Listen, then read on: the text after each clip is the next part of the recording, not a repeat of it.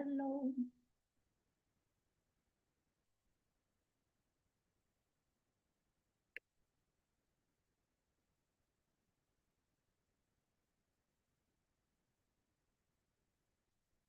Hello, Amber. But your voice is too soft. I cannot hear you.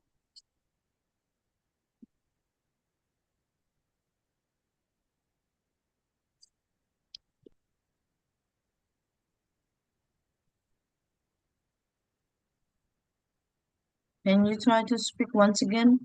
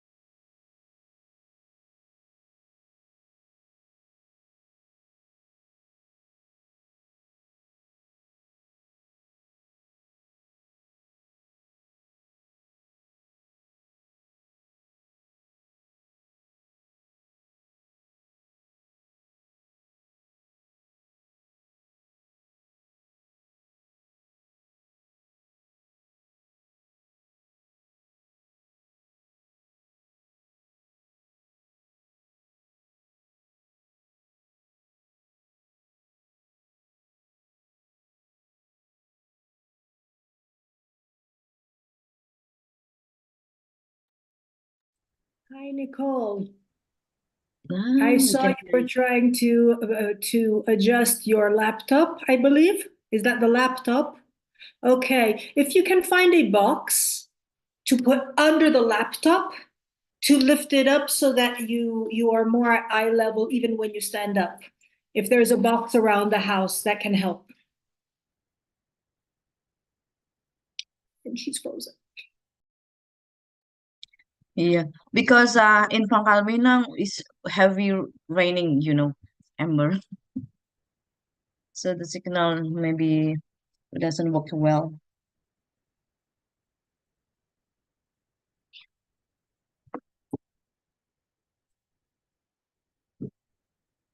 Okay. Can you change your background, Nicole? Using this background? Okay, good.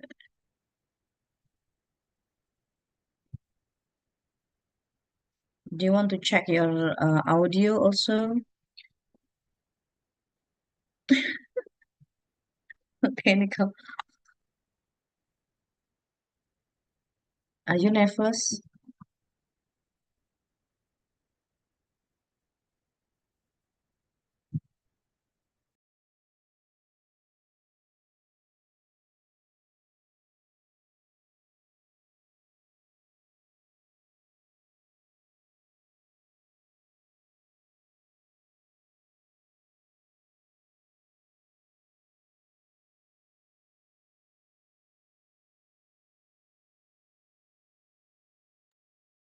Maria, this is the time for you to also start preparing your video.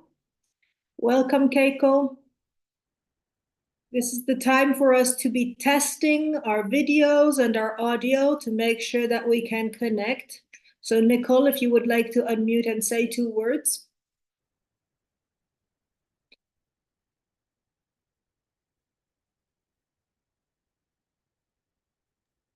You want to try to say something? Oh, okay, Nicole. You, Maria? Yes, ma'am. Um, Perfect. We hear you loud and clear. Nicole? Hello, Hello. Yes. Maria, can you also put Maria. this background on? oh, Um, Maria said I'm sorry, cannot. but It What doesn't my work for device you? doesn't really. I can't do Okay. it. So if the device doesn't support it yet. Okay. You have a nice setting in your room, though, so that's good. Yeah. Thank you. You, Keiko?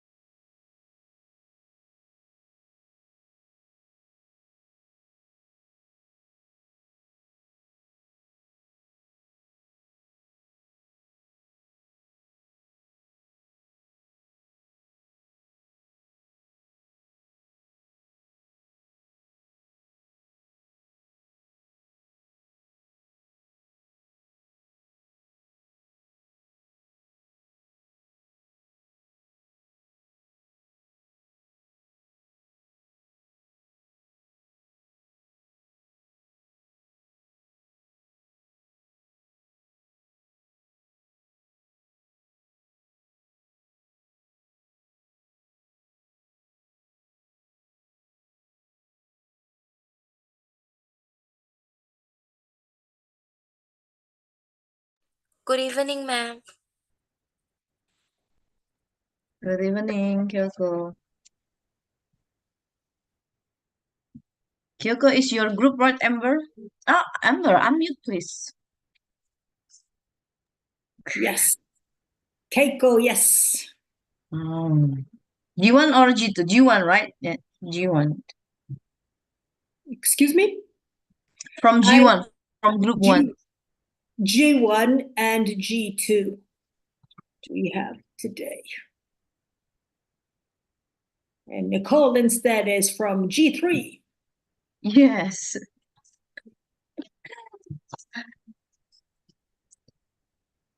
I don't have batik, but I have something similar a little bit. Yeah, that's nice also. Okay, we have long night here because we have 28 speakers. Melvin won't be able to come. Yeah.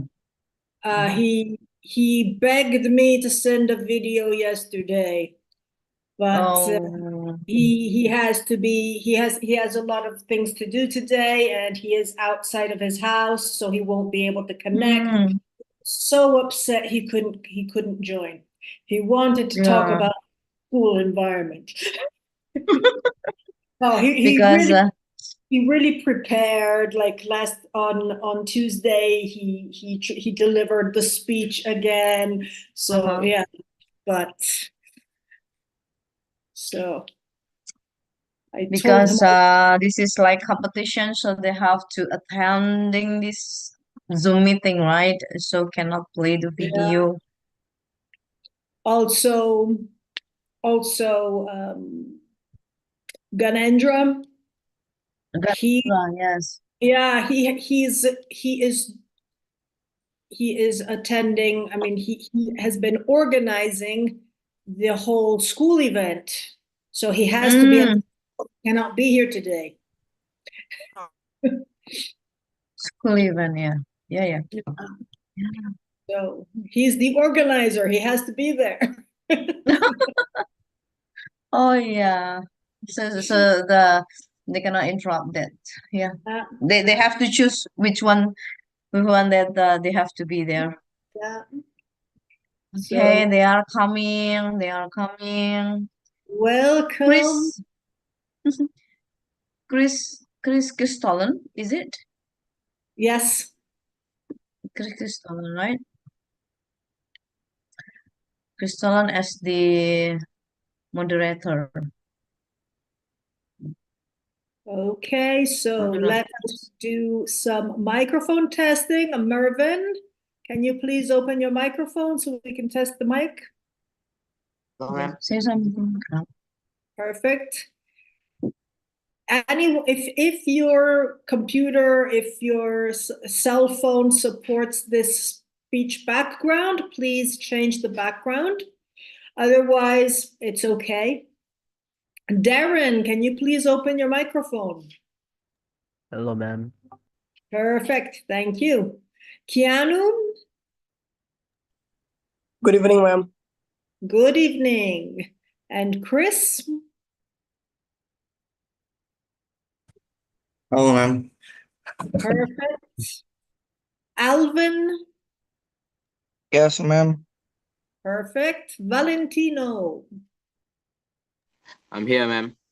perfect. And Courtney, can you please open your microphone? Yes, ma'am. Okay. I don't know if it's that you have to speak a little bit louder. Try again, Courtney, please. Yes, ma'am. Can you hear me? Perfect. Good. Thank you. And then, okay, so welcome, Edmund. Can you please test your microphone? Hello. Hello. Perfect. And if you can, upload the virtual background. Otherwise, no problem.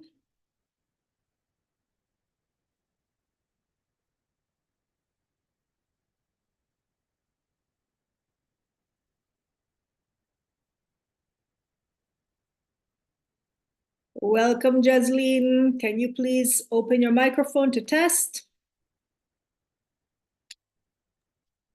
Yes. Perfect. Thank you.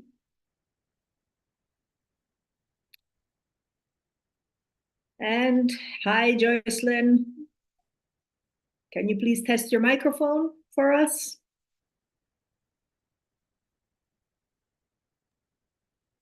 Hello, ma'am. Perfect.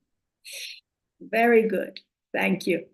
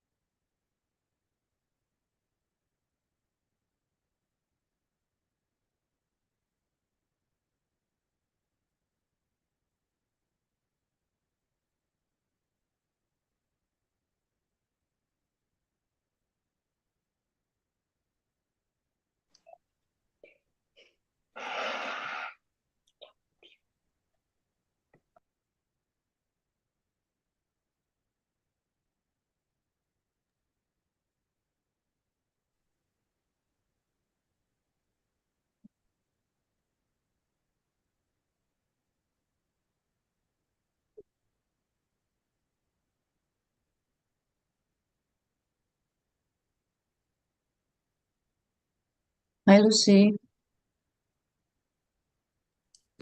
Hi, Erna. Just give me a sec that I'm having a little problem with Zoom. And I'll Okay, come back.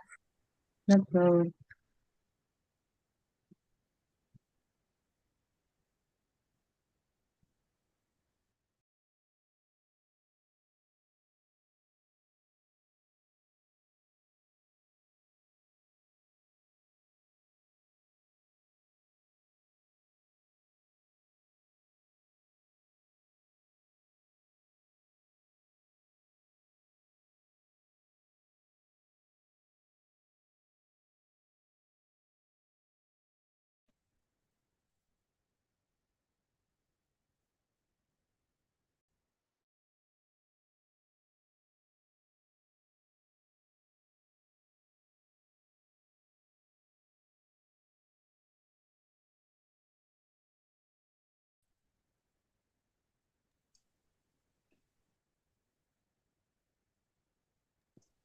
Hi, everyone. Hi, Ciara.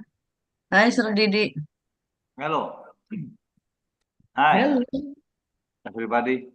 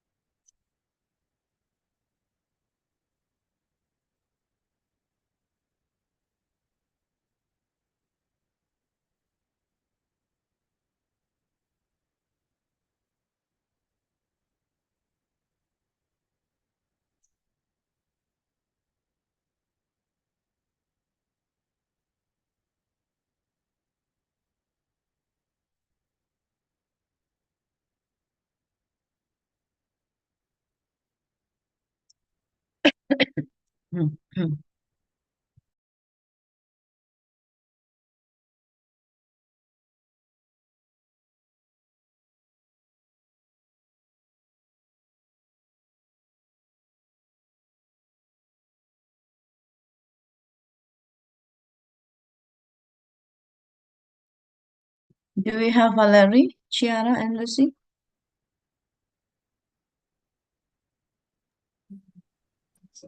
Hi. Yes, she should be able to come. I will text her now and see if she is available. Okay. Hi, Okay, Angelina Jolie. Can you please do your microphone test? Yes, can you hear me? Perfect, thank you. Okay.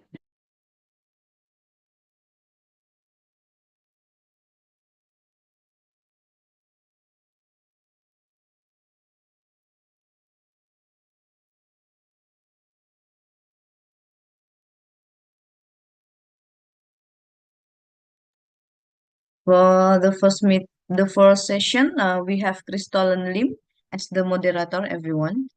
And then for the second session, we have Adela. Okay, Crystal, 3 minutes to go. Do you want to say something first?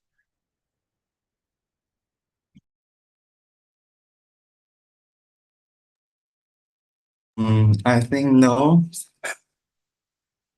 Maybe.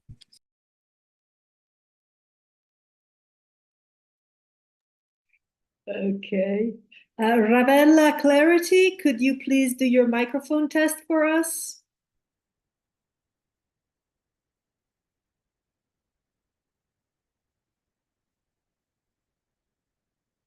Is Ravella here? Valexiano, can you please test your microphone?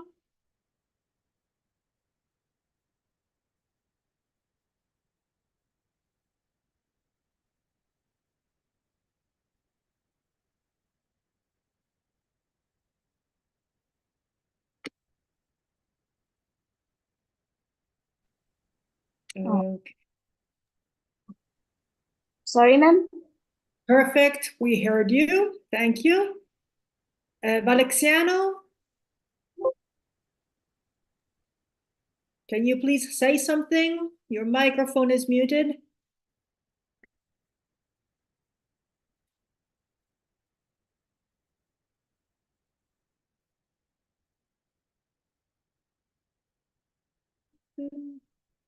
Okay. Honey, can you please open your microphone so we can do a microphone test? Yes, ma'am. Perfect, thank you.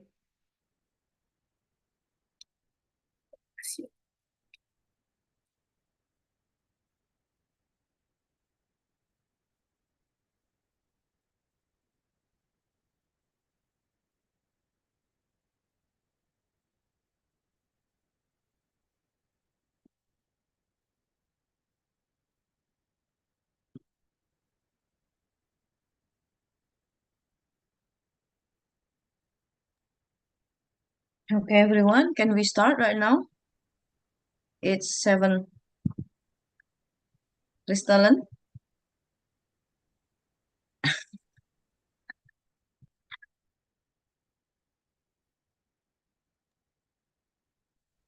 So, good evening, everyone, ladies and gentlemen, esteemed judges and cherished participants.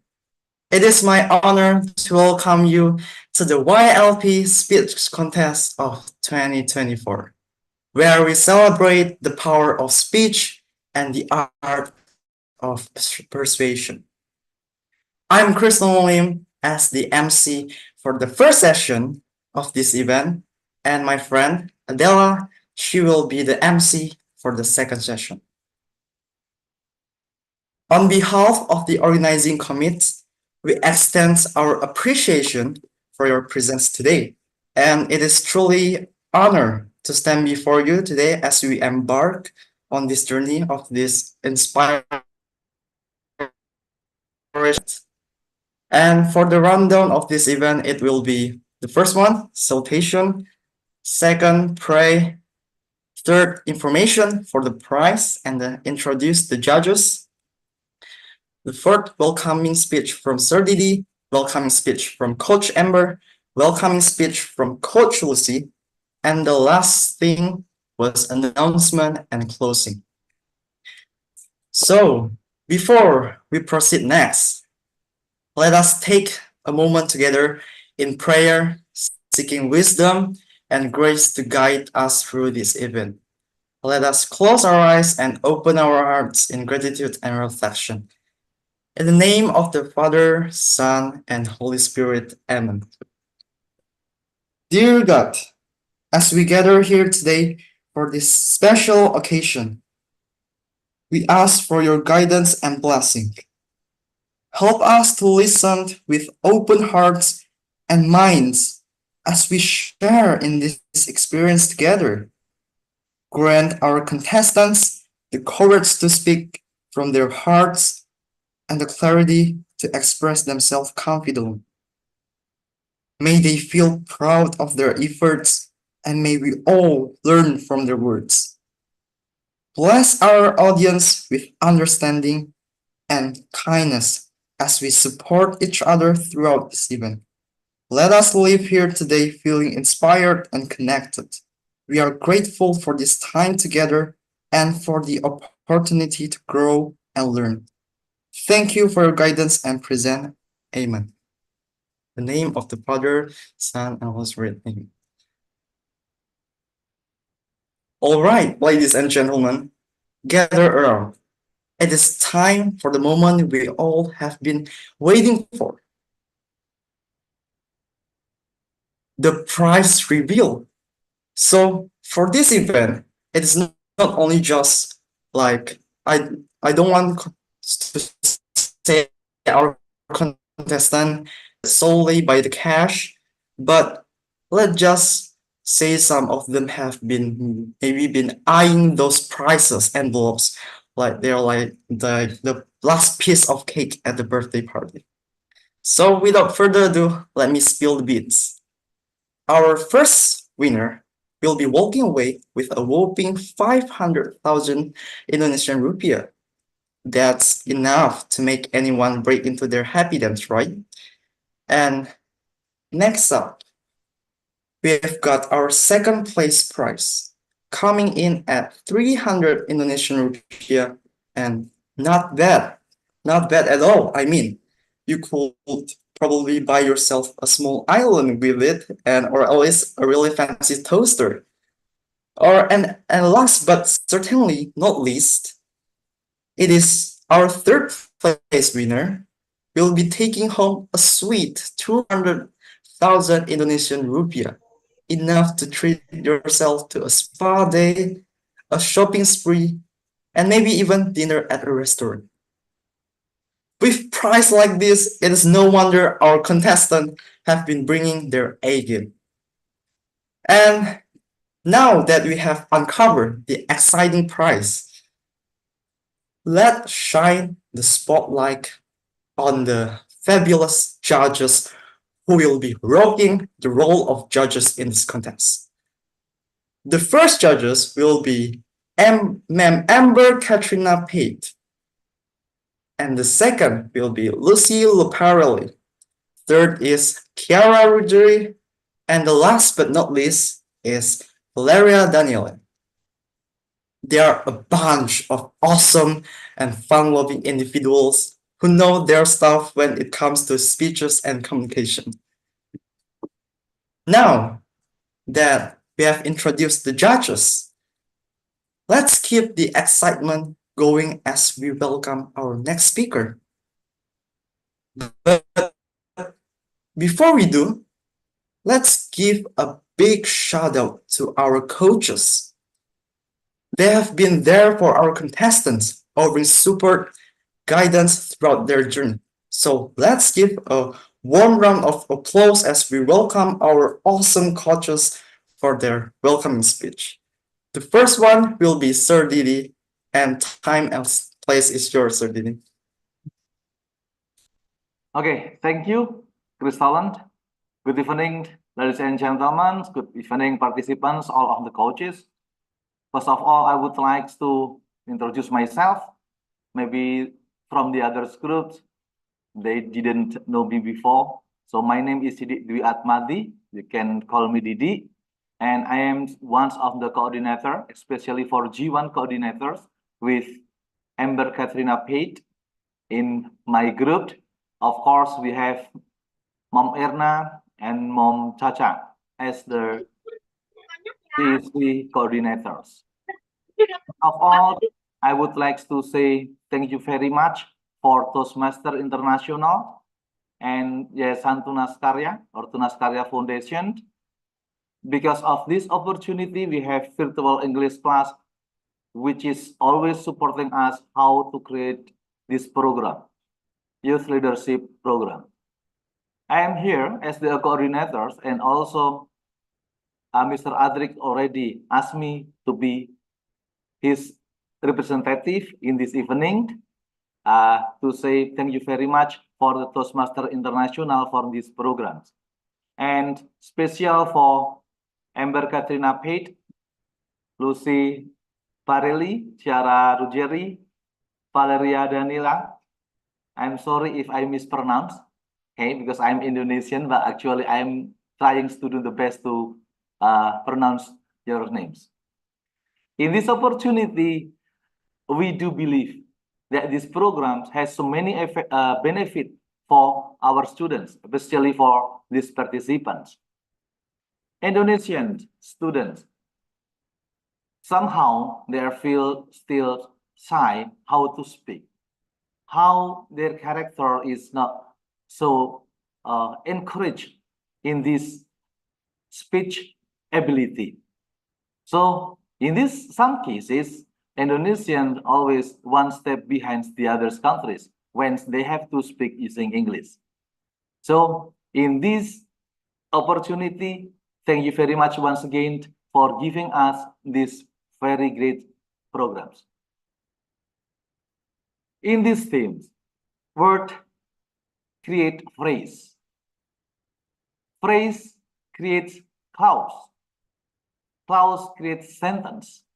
And sentences encourage us, empower us to do the best part of ourselves. Sentences can make us stronger than before, or sometimes it can be our weaknesses. For these programs, I do believe that all of our students here, participants here, has learned a lot about the skill of how to speak. It is not only about skill to speech, but it is also about her characters, his character, and our characters. How always to build our best effort to make us to be a good generation for Indonesian, good Indonesian programs 2045.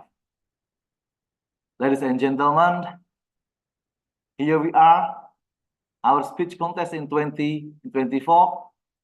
And we believe that these contests will be the final lesson for us to show your abilities, to show your parents' abilities, how you have already developed your skill to speech, how you have a great characters to show them, your parents, how to be better and better. And in this evening, good luck for you all. You are very good participants, that you always with us in this program. It is not so easy to be in this program because you still have so many activities to do before you have your class. Some of you still have your times to do your homework, to have your assignments. And then so many activities that you have outside while you are having this class. I really appreciate about your effort until this evening. So do the best, get the best result for this one. Remember, all of you here are the great person for the great Indonesian future. Thank you very much. Good. Thank you.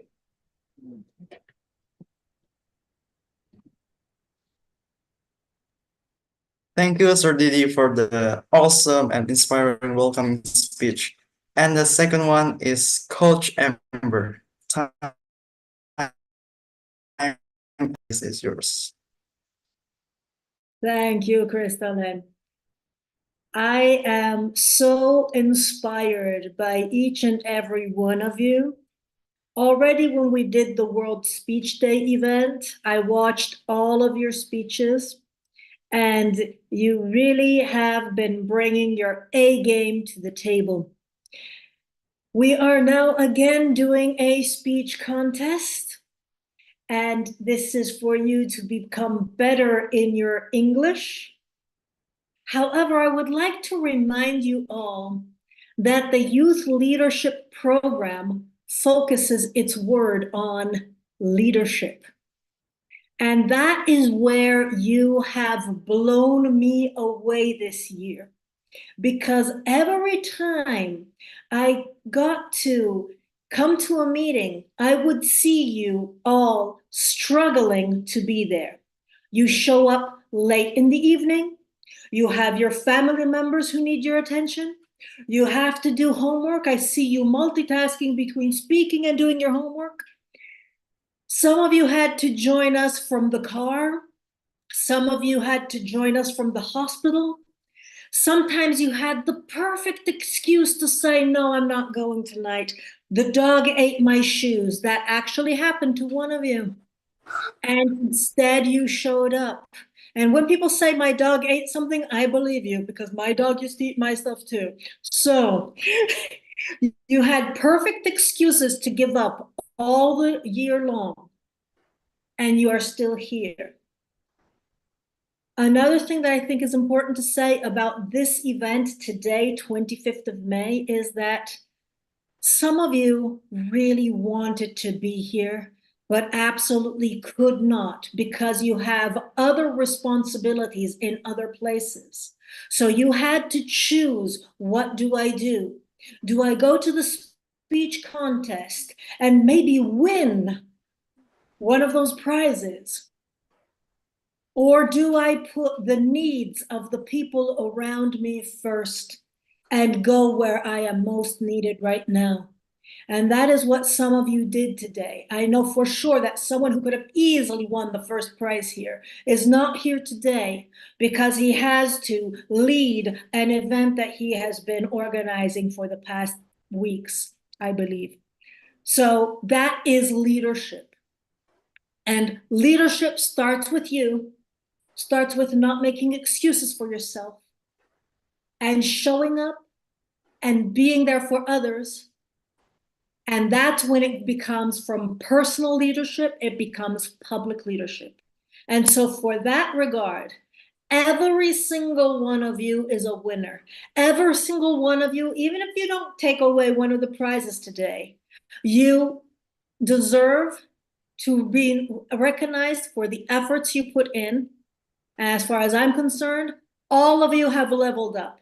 All of you have demonstrated these skills. Never let anyone tell you that you are worth less, because you are absolutely fabulous. And that is all from Amber here in Italy right now. Take it away, Crystalline.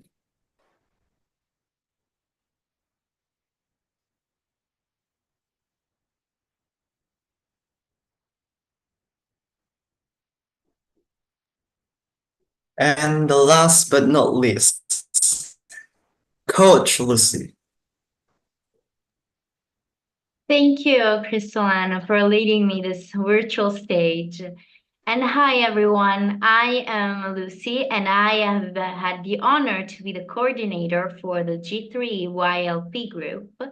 And I have had by my side my assistance coordinators, Chiara and Valeria, that are here with us today. So I talk for all of us in saying that, first of all, thank you to all of the students that have took part of this program and that decided to participate in all or most of the workshops that we have had.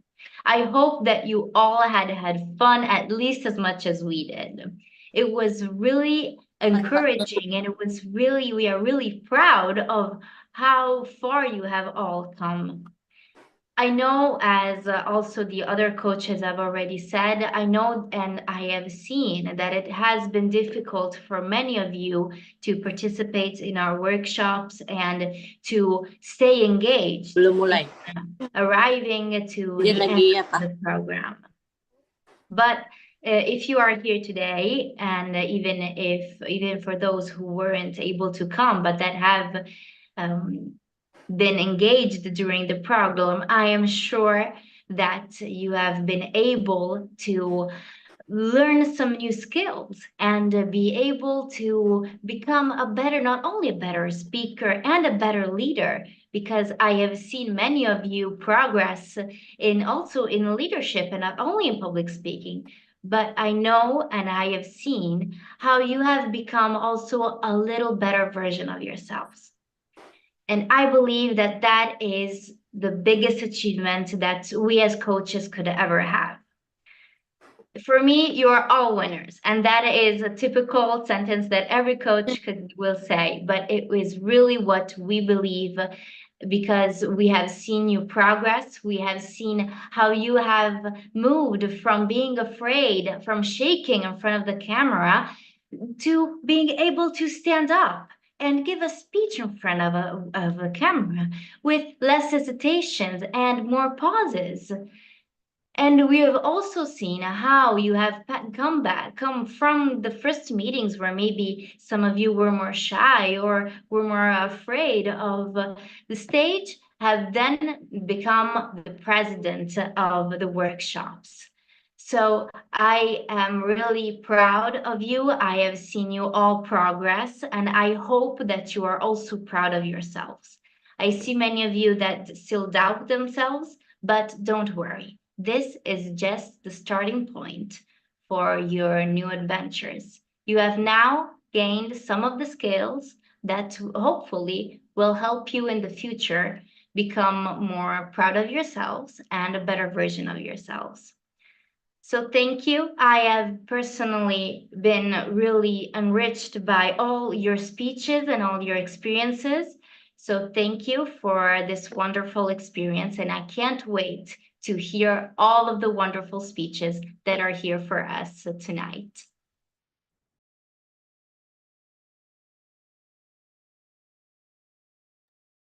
Thank you, Sir Didi, Coach Amber, and Coach Lucy for the awesome welcoming speech. And now that we are all been waiting for the main event, our speaker speech. Keep the energy going as we listen up and open our hearts to the inspiring words coming on our way. So for the speaker on the second session, you can watch from YouTube Live, or you can stay in a breakout room. So in the main room is for the first session. And without waiting for too long, let's start with our first speaker, Keiko from SMP Regina Pacis Belitung Group G1, with the title of the speech, The Art of Word.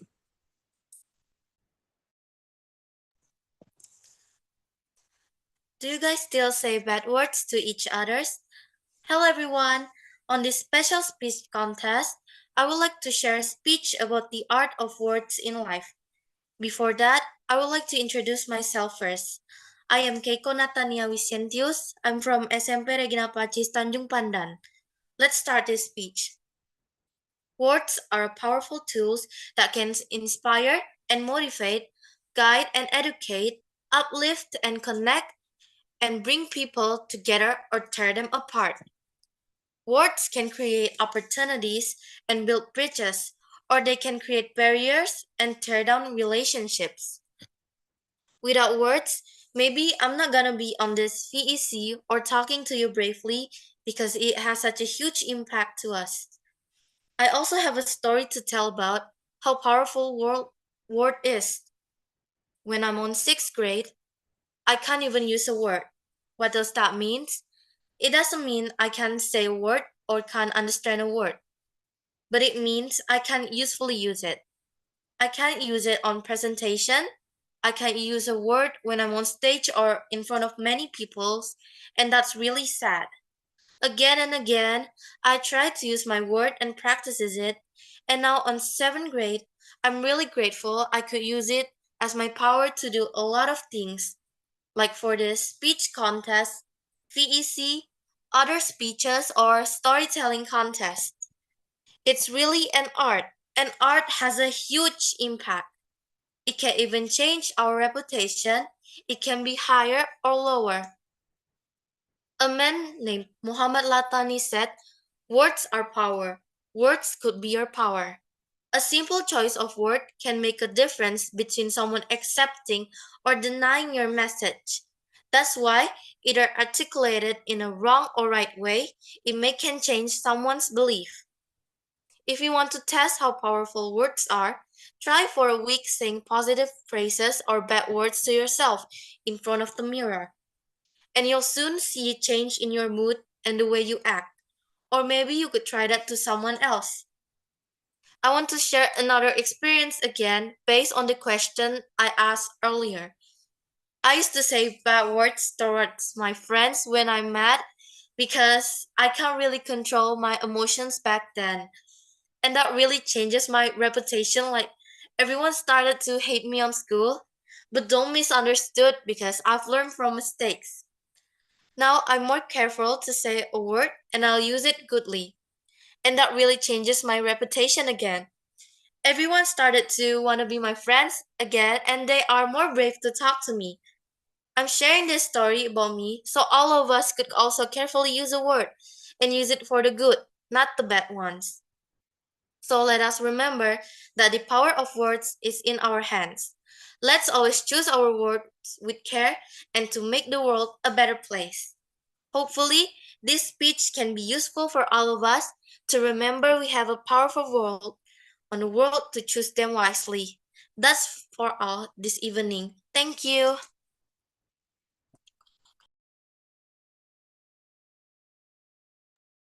Thank you, Keiko, for that wonderful speech. It was truly inspiring and empowering. I feel motivated to take action and make a positive difference. And let's move on to the next speaker, Valexiano Sijabat from SMA Santo Yusuf Tanjung Balai Karimun, Group G1, with the title speech Unveiling Uncharted Human Superpower.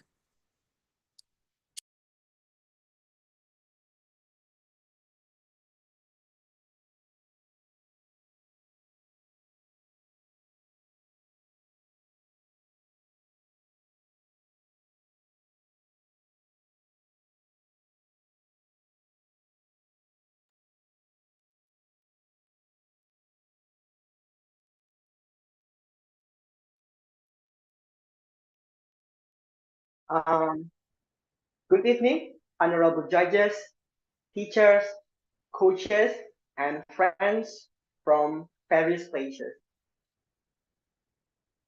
So, I will start my speech with a question. Have you ever heard about a story called Midas Touch? Not yet? I'll tell you that. So, there is a legendary story about an ancient Greek king named Midas. Midas could turn anything he touched into gold. Wow. Imagine if you could turn anything you touch into something unexpected. My name is Valexiano Sijabat from St. Joseph Senior High School, and allow me to be a storyteller in this meaningful film.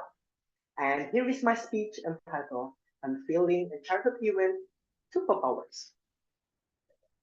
Previously, I asked you to imagine a power that could turn anything you touch into something else, right? In reality, this imagination already exists within us. This is what I call an uncharted superpower. Yeah, this power is similar to what King Midas had, but we do not touch with our hand. Instead, we touch through our words.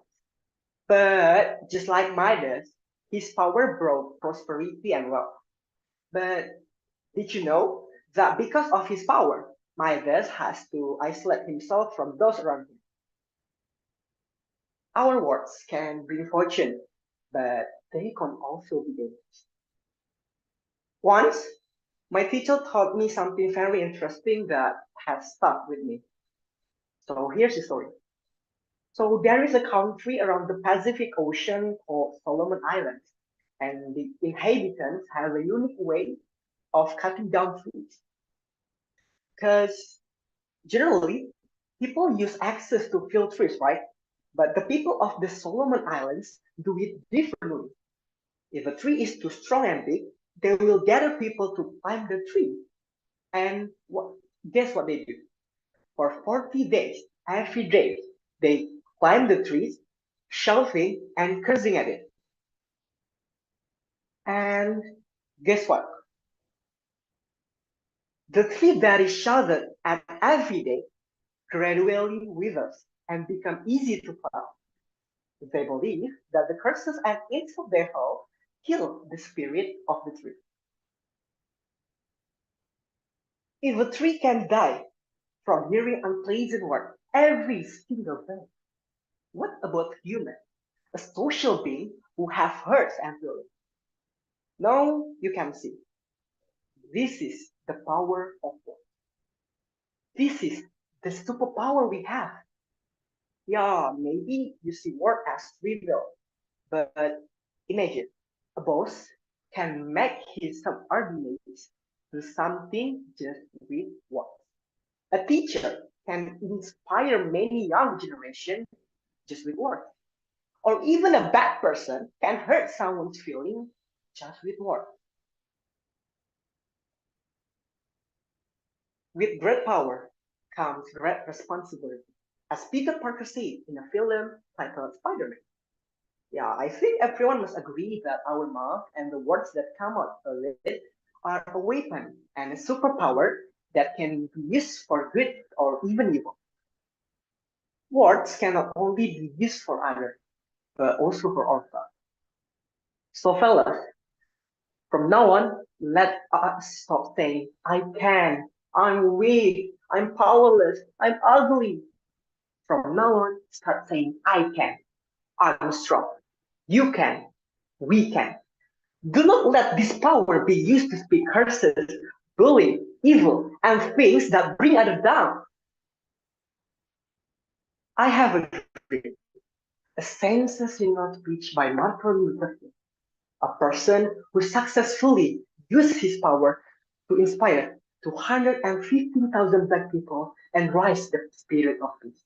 That is an example of words can be used to destroy conflict, not to curse, to liberate, not to destroy. You and I are people who have been learning for some time how to use this power for good. Hopefully, through our words, we can bring peace and freedom to our surroundings and even the world. That is all I can say. Thank you for taking time to listen to me. And thank you to all the teachers, coaches who have shared their knowledge so that I can stand here and deliver my speech. That's all, and thank you. Peace. Thank you, Feliciano, for your informative and motivating speech. It left me feeling inspired and energized. And for the next speaker, it will be Melvin Giovaldo from SMP Santa Maria Muntok from Group G1 with the title of the speech, My School Environment. I'm sorry, Crystal, and Malvin cannot make it today, so we can move on to. Okay. And for next, there are Kianu Arkananta Pratama from Sempe Santo Hilarius Pare 3 Jebus Group G1 with the title of the speech, Education is the Tool. Good evening to my respected teachers and my dear friends. This evening, I will tell you guys about education is the tool. My dear friends, education is the tool which removes all the difference among us and makes us capable to go ahead together. It makes our challenging path of the life very easy to lead. Getting quality education is like yoga and meditation, as it requires concentration, patience, and dedication.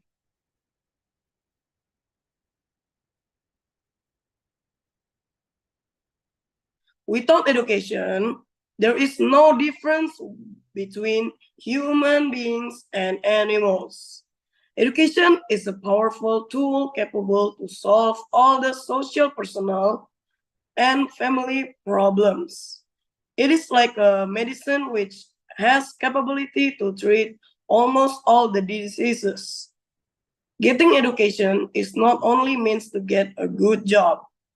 It means to make a good personality, to be healthy and fit, to maintain cleanliness, to be happy all time, to behave well to others, to tackle all challenging of life, and so many.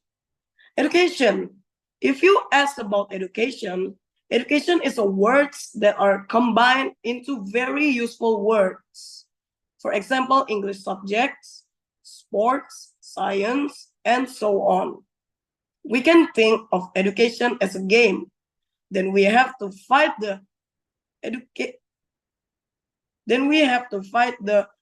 difficulties contained in the education, and we have to try to get the education into our brains so that we can study.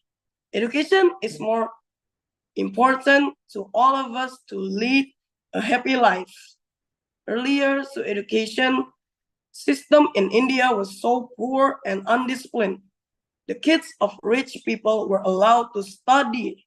However, kids of poor people were not allowed to study in the same school or college.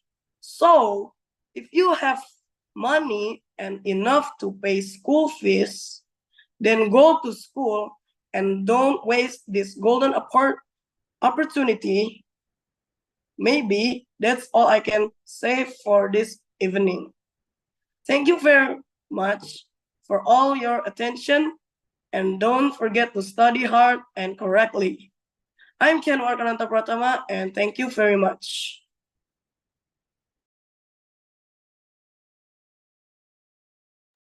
Thank you, Kianoe, for sharing those impactful insights.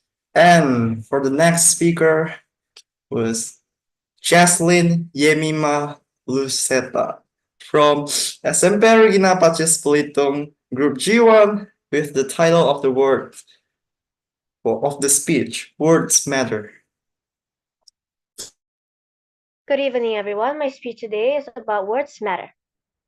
Words have the power to build people up and bring them down. They can uplift and enlighten, or depress and destroy. We have complete control over the words we use, so we really must choose them carefully.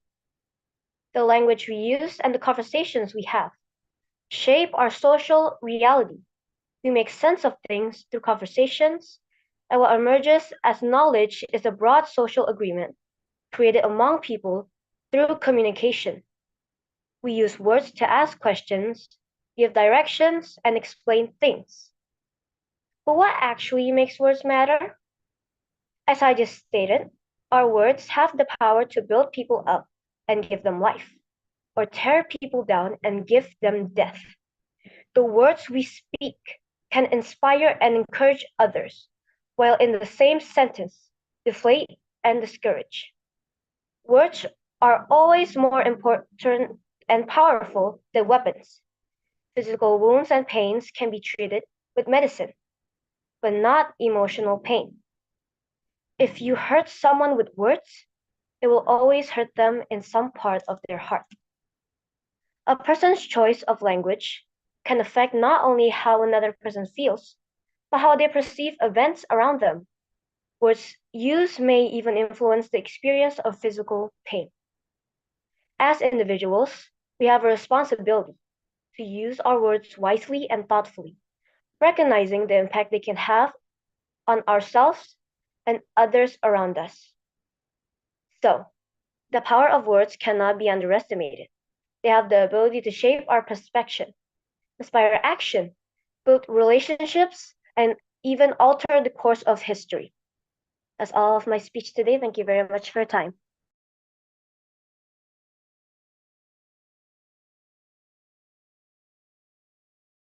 All right. Thank you for the speech, Jaslyn. I'm sorry if I say your name wrong. Well, allow me to introduce myself first. My name is Adela Snato. I will be your second MC for today. But since my co-MC also will be bringing a speech, let me introduce him. His name is Crystalline Lim from G1YLP from SMAS Santo Yusuf Tanjung Balai Karimun with the title World's Play Exploring Deep. Well, please have the stage, Crystalline. Wonderplay Wonderland, exploring the wonderland of language. Ladies and gentlemen, esteemed judge and fellow participant, welcome, welcome one and all to Wonderplay Wonderland, where the magic of languages, dances, and the imaginations roams free. Today, let's embark on a journey through a magical realm where every word dances with potential and every syllable whisper enchantment. But before we enter this unique wonderland, let's start our exploration by tapping into the collective imagination. So, first of all, I want you guys to imagine this. Close your eyes for a moment and imagine a world without language. What do you see? And what do you feel? Now, with your eyes still closed, imagine the first word that comes to mind. Right? Open your eyes. Some of you guys may think a world without language would feel dull, isolating, limiting, and devoid of the richness that communication brings to human experience. I tell you what, it is true. Each word is a tiny spark of creativity, a glimpse into the vast potential of language. Whether you whispered in crowded rooms or shouted from the mountaintops, words have the power to connect us, to inspire us, and to transform us. And that's a very fascinating thing. And let's go back to the Wonderplay Wonderland where we already unlocked and entered the amazing part. Not far away from the Wonderland, from the gate, there's a giant book that has a door in the middle of it. And above the book, there's a board hanger that says storytelling. I'm sure that you guys will enter the door. Why not? Let's go. The magical word.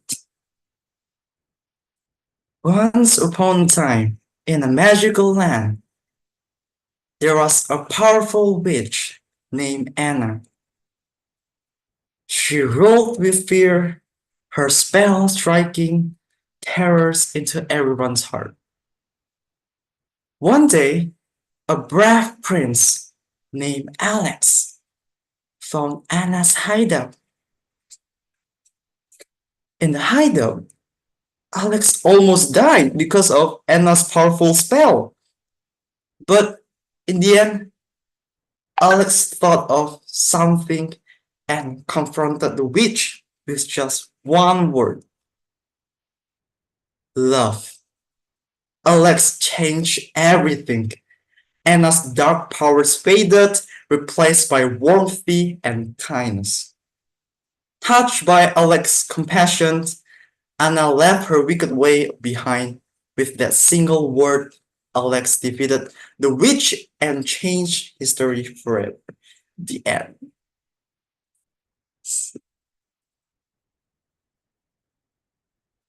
And that's the example of how strong the magic of word is. With just one word, it can make so unbelievable things.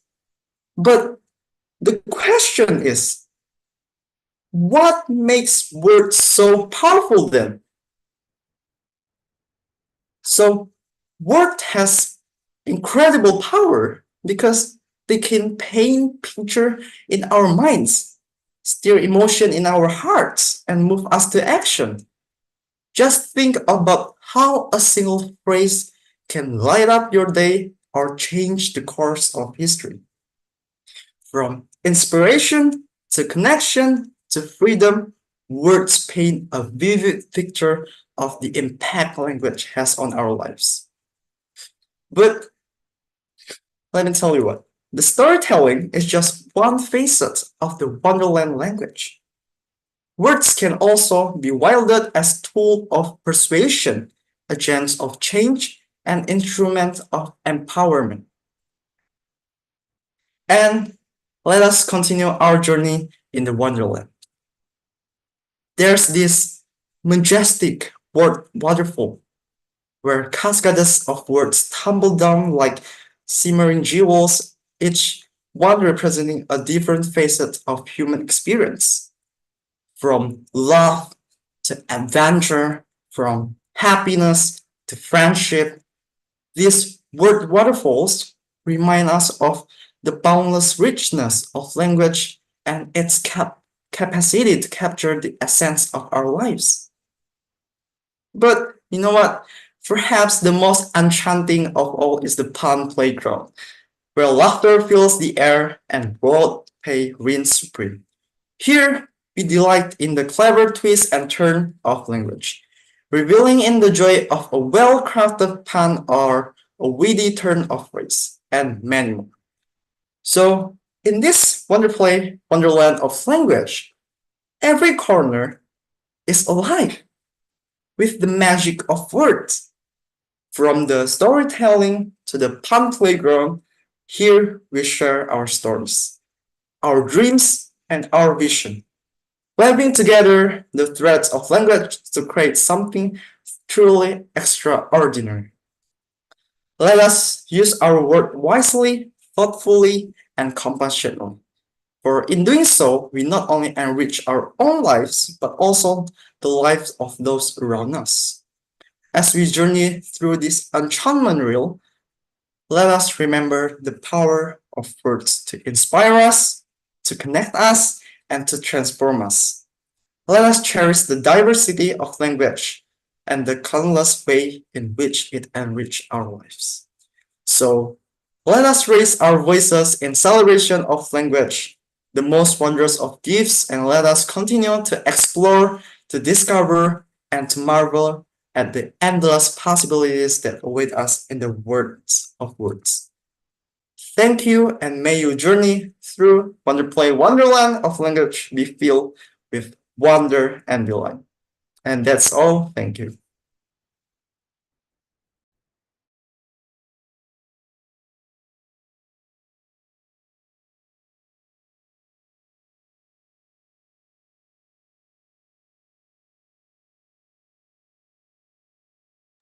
And the next speaker will be Darren Wilson from SMP Katolik Tanjung Pinang from Group G2 with the title of the speech, Japanese Culture.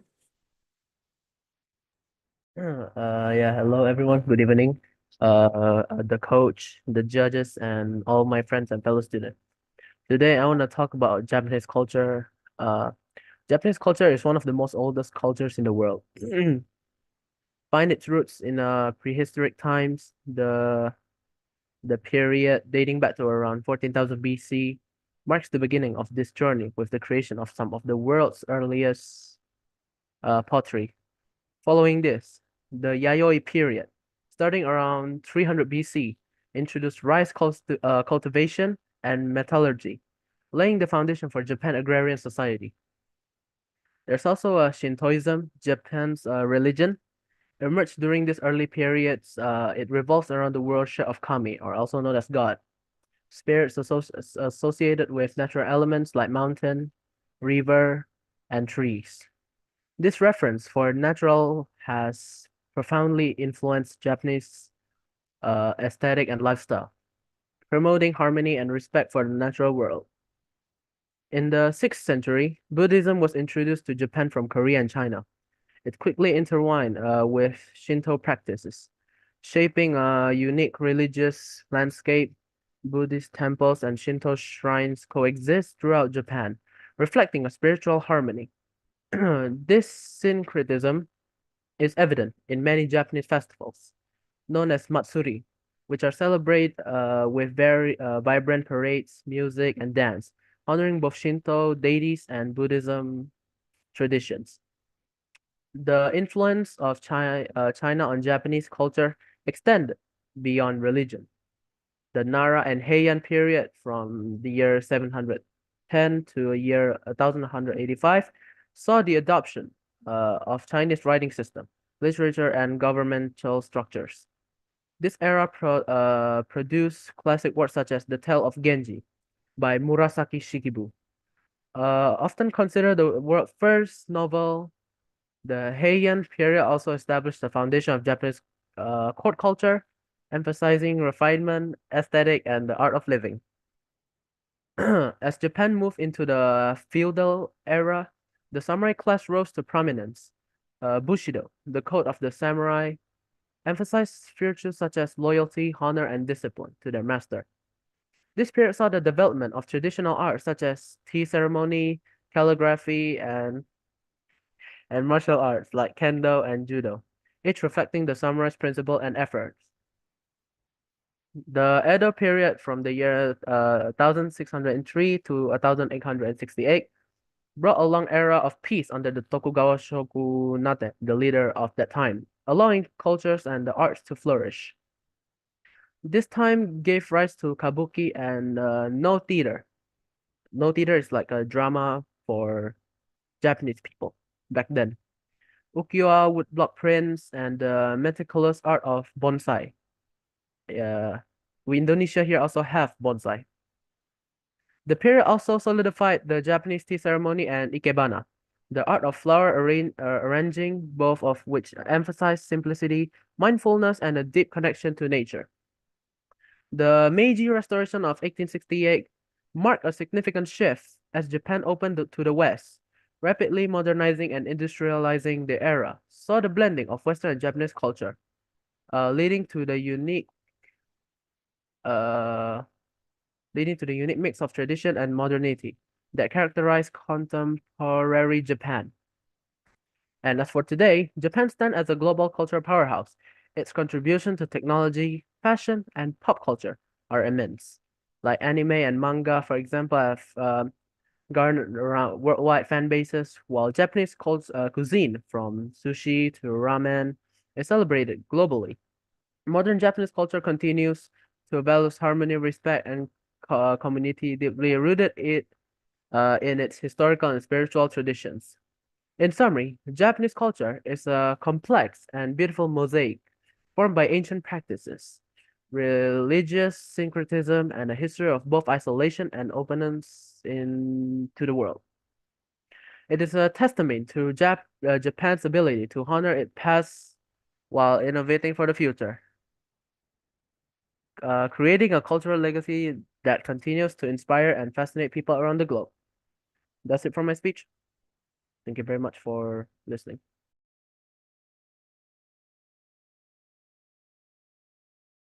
Thank you, Darren, for the interesting Japanese culture speech.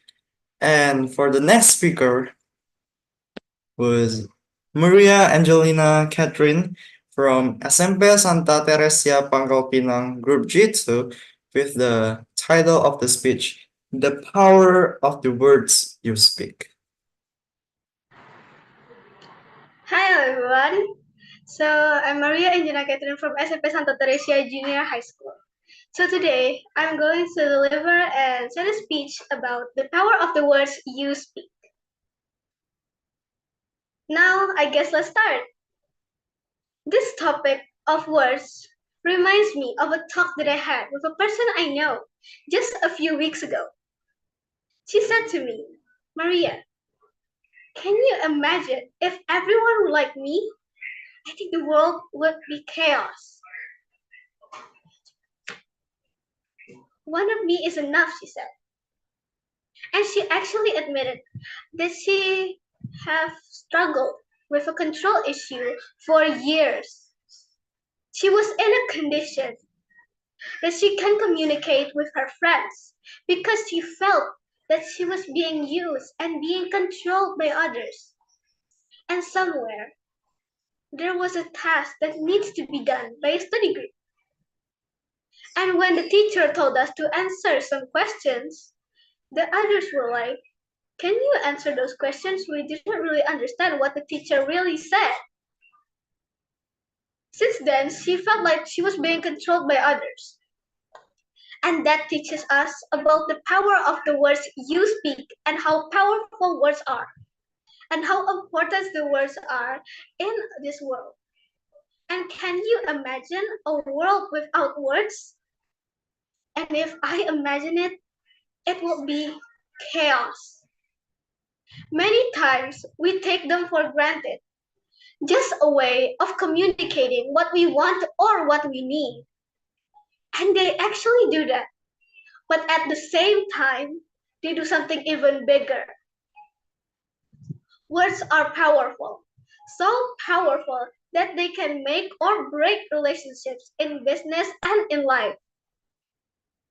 You can use words to encourage or hurt a person, whether you write or even speak them. They do have an impact on you and the others. They express feelings and share knowledge. They can change someone's mood completely and ignite a spark in them. That's why writing is an extraordinary experience. It's not just jotting down symbols that forms words. It's a way of expressing what you feel or what you think. Hence, why you should really think before speaking. Once the words are out, they can never come back. So, and it's a way of expressing what you need. And once the words are out, they can never come back. Like I said just a while ago. And if you want to expand motivation and peace, your words should reflect that and they should be positive. Otherwise, you'll be doing the exact opposite. People are known for being simple or complex, polite or rude, caring or careless with their words. Certainly, there's diversity of attitudes and behaviors in this world, comprised of over 7 to 8 billion people in the world. As a part of the human survival mechanism, people have a tendency to control others to an extreme or to a minimum, all the time or hardly ever. And it's been said that people who can control themselves control those around them. There's power in words. People hear them and also feel them. Similar to actions. When you do something out of obligation, you frown or don't even smile. And those are expressions that can be seen. With words, you feel the sincerity and hypocrisy in the person who speaks them to you. Controlling the tongue is a tremendous challenge for them. We should try at least writing at least once. And it doesn't matter the topic or if you want to share with others. But you should just sit down and take all your thoughts out of your head. In that way, you have less going on in your mind, and they will probably make more sense to you once you see them. No one in this world is perfect. However, we must strive to be better citizens in this world. And one way we can do that is to practice more of thinking before speaking and listening before answering. Let your conscience and your heart be your guide. And if you want to test how powerful words are, try for a week saying positive phrases to yourself in front of the mirror. And you'll soon see a change in your mood and the way you act. And before I end my speech today, I just want to say I'm sorry if there are some words that can or is pleasing your heart. And I want to thank you all for the time that you guys have given to me to deliver and send a speech today. And I guess that's it. Thank you and bye.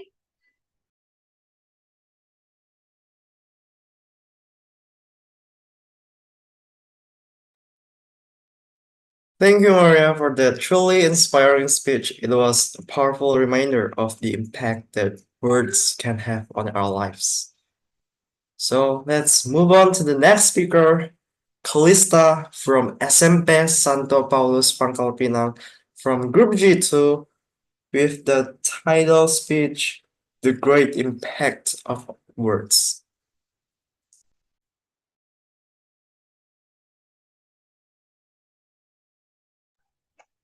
Okay, good evening and hello to everyone in this meeting and to who's watching. In this occasion, I'll talk about my speech with a topic called the great impact of words. Well, let's get into the topic. When you all heard the title, you probably think of, whoa, that's some big words or strong words there. Well, maybe it's because word itself actually is powerful. It might sound a little overdramatic, but if you think about it, it'll actually make sense. Let me explain. It's because words can cause a big impact on us and the others. Words could be used to express feelings and share our knowledge. Not only that, words could also be used to inspire, motivate, comfort, and even heal someone mentally or emotionally. Those sounds like a friendly magic, isn't it? Someone once said, kind words is like honey. It's sweet to the soul and healthy for the body. Sure, it can build connections and relationships. But have you ever heard that words could also be a two-sided sword? We shouldn't forget that words can be used to destroy or break a relationship as well. So that's why words could be powerfully dangerous. They can destroy and they can create. Sometimes even a single sentence or even a word can change everything. It can change someone mood completely and ignite a spark in others. At the same time, it could completely break and ruin the others. Personally, I think it's almost scary, don't you think so too? So everyone, it's important to think before speaking or saying something to others. Because once we speak it out or once we get the words out, we couldn't always take it back. Here's an example. Maybe during a school fashion show, festival, or event, imagine that there's a friend who approaches you after performing and they ask something like, how did I do on stage? And you simply answer something like, oh, I think you could do more like others. Or, oh, I think you can do it more like this, and that. Maybe you or we say them because we were just trying to give them advice. But because of the wrong choice of words or sentence, of course, it could have impact negatively on them. And we mostly can't just fix how they feel by saying a single, oh, I'm sorry, I didn't mean it like that. So instead, we could always reply with something more positive, like saying, oh, you did an amazing job. I'll be looking forward to your improvement. Those words aren't exactly advice, but a little bit of praise will give them some self-confidence and some motivation to actually improve, right? So that's why, everyone, if you want to spread motivation, peace, and joy, your words should reflect on that. They should be positive. Otherwise, you will be doing the exact opposite.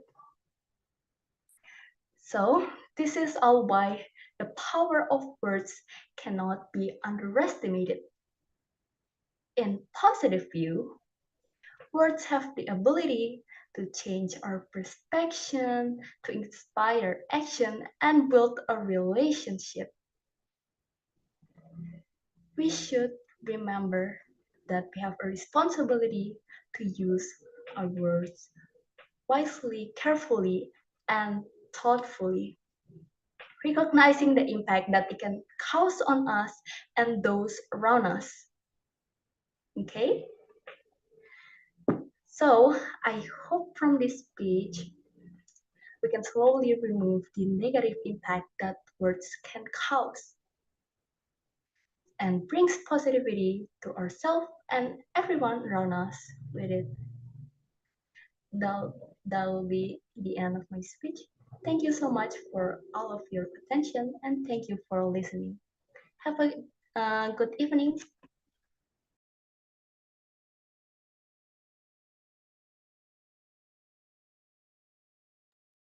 Thank you, Calista, for your sharing your wisdom and insight with us. And we will move on to the next speaker, Valentino, from SMP Katolik Tanjung Pinang, from Group G2, with the title of the speech, Discipline. Right. Good evening, everyone. Today, I want to talk about a fundamental aspect of our lives that often goes unnoticed, but is crucial for our success and personal growth: discipline. Whether we aim for academic excellence, career success, or personal well-being, discipline is the key that unlocks our potential. Discipline is the practice of training oneself to follow rules or a code of behavior using self-control. It's not about being strict, but about creating a structured approach to achieving our goals. Discipline is important because it provides us with the structure and consistency needed to navigate life's challenges and seize opportunities. The first step in cultivating discipline is setting clear and achievable goals. With a clear target, discipline has no direction. Without a clear target, discipline has no direction. Your goals should be specific, measurable, attainable, relevant, and time-bound, often referred as SMART goals. By having a clear vision of what you want to achieve, you create a roadmap for your efforts and can measure your progress along the way. Once goals are set, the next step is establishing a routine. Consistency is the hallmark of discipline. A routine helps in managing time effectively and ensures that you are making steady progress toward your goals. It might include daily habits like waking up early, exercising, dedicating specific hours to work or study, and ensuring time for rest and relaxation. Procrastination is the enemy of this discipline. It's easy to put off tasks, especially those that are challenging or unpleasant. However, disciplined individuals understand the importance of tackling these tasks head-on. Strategies such as breaking tasks into smaller manageable parts, setting deadlines, and using tools like to-do lists can help in overcoming procrastination. Self-control is at the heart of discipline. It involves making conscious decisions that align with your goals, even when it's tempting to stray. This could mean saying no to distraction, resisting the urge to indulge in unhealthy habits, or prioritizing long-term benefits over short-term pleasures. Developing self-control requires practice, but it strengthens with time and effort. No journey of discipline is without setbacks. It's important to view failures not as defeats, but as opportunities to learn and grow. Reflect on what went wrong, make necessary adjustment, and move forward with renewed determination. Discipline involves resilience, the ability to get back on track after a stumble. Maintaining discipline over the long term requires motivation. Find what inspires you and keep you going. This could be satisfaction of achieving small milestones, the support of friends and family, or the vision of your ultimate goal. Surround yourself with positive influences and remind yourself regularly of why you started. The benefits of discipline are far-reaching. It leads to improved focus, better time management, and increased productivity. Disciplined individuals are more often reliable, have higher self-esteem, and experience less stress because they are in control of their lives. Moreover, discipline fosters a sense of accomplishment and fulfillment as you see your efforts translating into tangible results. So, in conclusion, discipline is not just about following rules and adhering to a strict regimen. It's about creating a structured approach to achieving your dreams and goals. It involves setting clear objectives, establishing a routine, overwhelming procrastination, developing self-control, learning from failures, and staying motivated. By cultivating discipline, you empower yourself to reach new heights and unlock your full potential. Thank you.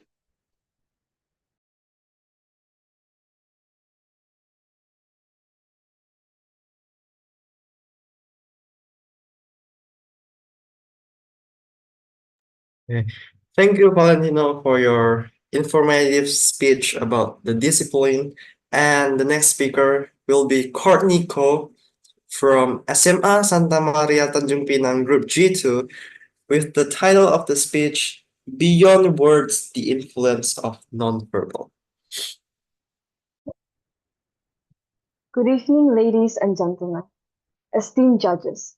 To start off, let us consider the following situation. You find yourself in a room filled with people.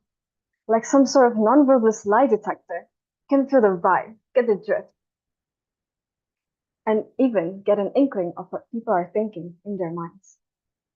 This wonderful ability happens to nonverbal communication, and that is more than just words. Today's topic is nonverbal communication and the impact that this factor has in our lives. This communication aspect entails the use of face, hands, eyes, pose, as well as the way we talk, in cases where no words are actually used. They are many times more telling than words and can influence the interpretation of our messages a lot. Now, let me tell you some of the aspects of body language. One of them are facial expressions. They are universal. Whether you are glad, depressed, mad, or even shocked, your face has it written all over it. Everyone has the ability to describe any emotions through their nonverbal communication. Consider an instance that sometimes your friend will walk up to you, gives you a smile, and immediately you feel comfortable and appreciated. wouldn't you? That's the power of a simple smile. There's also gestures and body movement, which occupies us next. A gesture, a wink, a head move, or look can as well express approval, agreement, or greeting. At the same time, such poses as crossed arms, slouching, or avoiding eye contact may mean discomfort, disagreement, or lack of interest. In this case, nonverbal communication takes an upper hand because most of the time, our bodies tell a different story from what we say. The next component of nonverbal communication is eye contact. It includes confidence, interest, and sincerity that may be shown to the partner while at the same time avoiding any form of aggression. If a person keeps on staring at someone, it displays that the person is interested or can be trusted. If, however, they do not look at you directly in the eye, you might probably think they have something to conceal or they are uncomfortable. Then there is how we ought to talk, the tone we use. Communication matters how it is conveyed. As simple as the phrase "I'm fine" may sound, everyone will interpret it with a completely different undertone because of the way it is said, carelessly or bitterly. Tones puts color to our words and enables us to pass intended messages to our audience. Nonverbal communication is particularly important because it often happens subconsciously. We may not realize it, but our body language, facial expression, tone of voice can reveal our true feelings, even if our words do not. This is why it's essential to be aware of our nonverbal cues, especially in situations like job interviews, presentation, or even when meeting someone new. Moreover, understanding nonverbal communication can enhance our empathy. By paying attention to others' nonverbal cues, we can better understand their emotions and respond appropriately. This can improve our relationships and make our interactions more meaningful. Based on the discussed arguments, it can be concluded that nonverbal communication is beyond words. It affects how one communicates with the people and the manner in which the latter receives the communication. If we learn to pay attention to our own body language and decoding others' cues, we are able to enhance the way we interact with others and achieve better interpersonal contact. This might make some of you a little bit more conscious of how you speak in the next time you're in a conversation. Thank you all for your time and attention. I hope you find this insight to nonverbal communication helpful and intriguing. Remember, it's not just the words we use, but also the unspoken messages we send and receive every day that matter. As the saying goes, the most important thing in communication is hearing what isn't said. Have a wonderful day ahead and may our interactions be positive and meaningful. Thank you once again.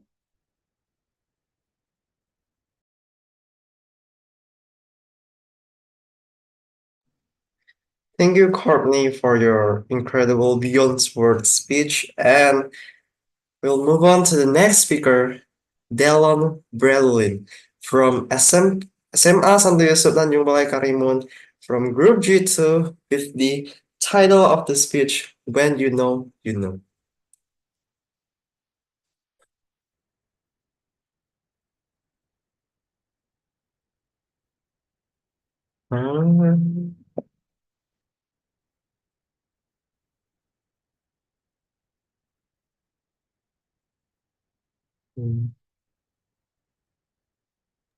It looks like Dylan had some internet issues and was kicked out of the call. So move on to the next speaker for now. So it's the end for the first session, and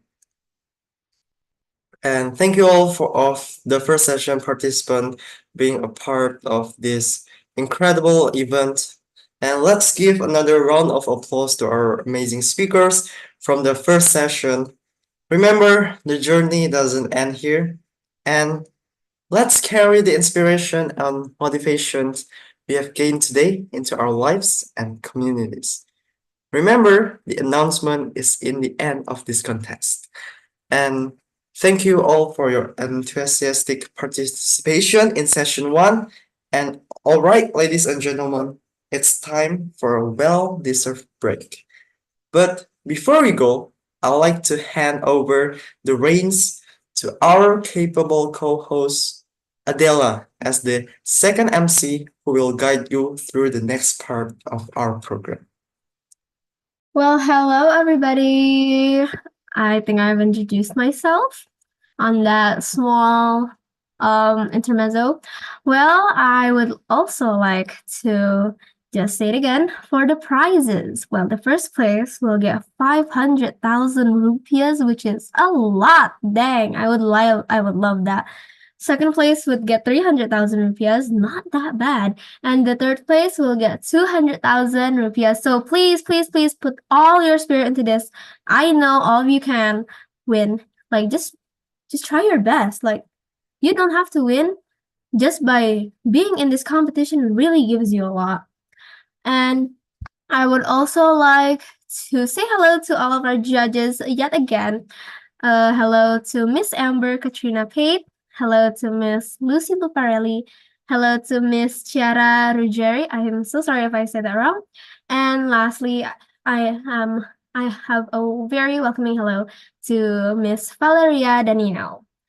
Well, how about we move on to our next speaker? So for this second session, we have our first speaker, which is Edmund Lim from G2YLP from SMP Katolik Tanjung Pinang with the title The Transformative Power of Words. Please welcome.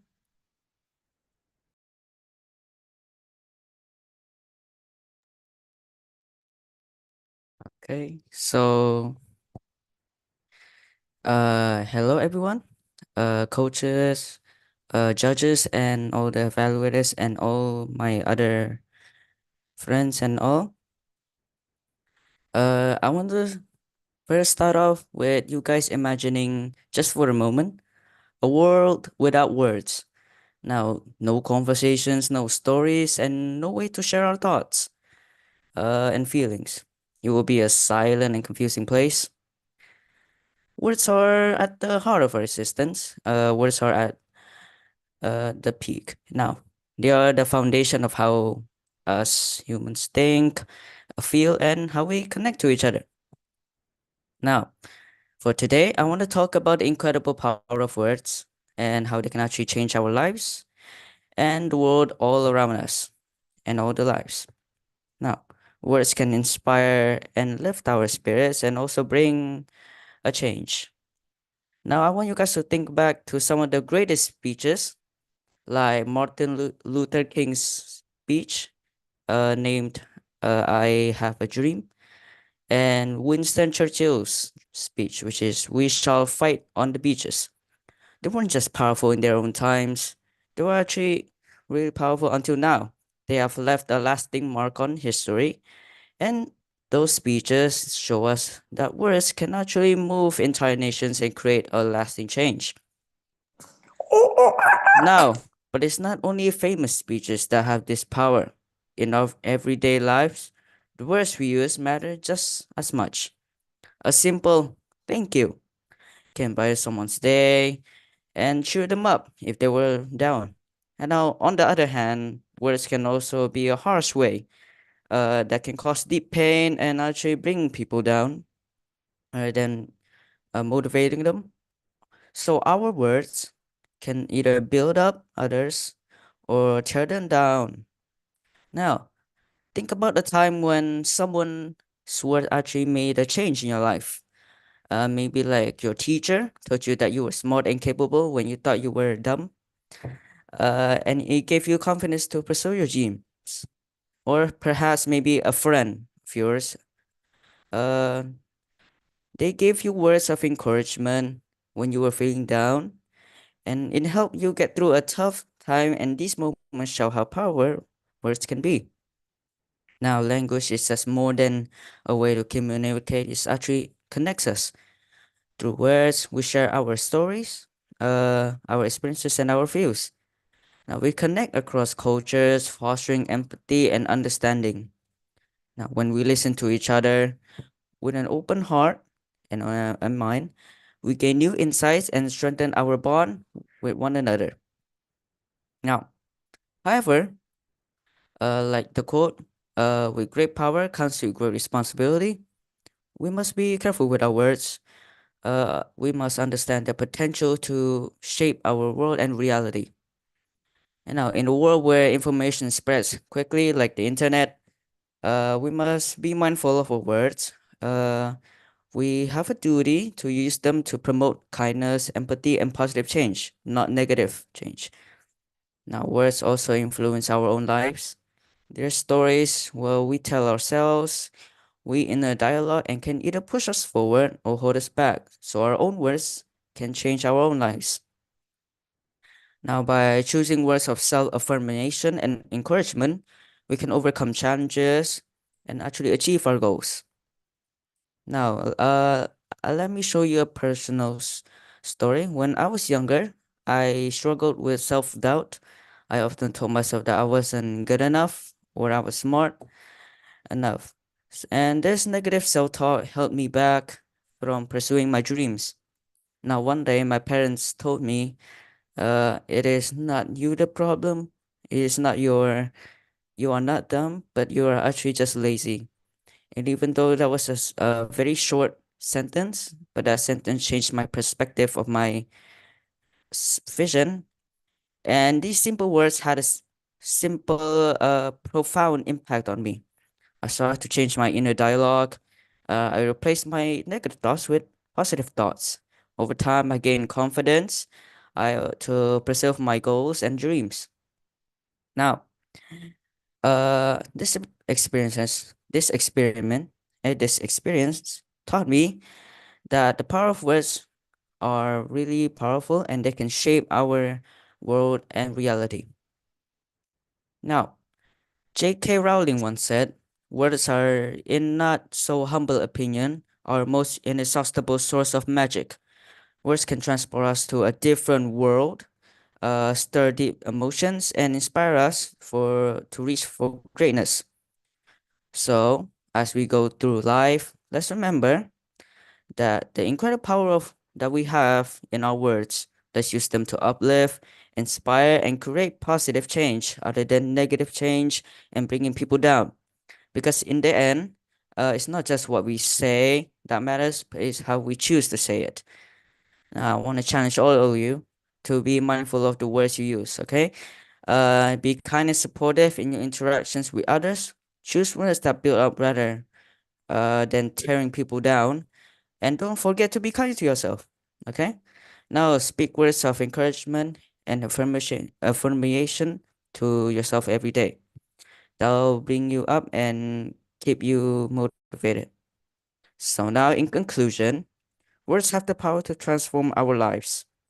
And the world around us, they can inspire us, they can connect us, and bring positive change. Now, let's use our words wisely and make a difference in the lives of those around us.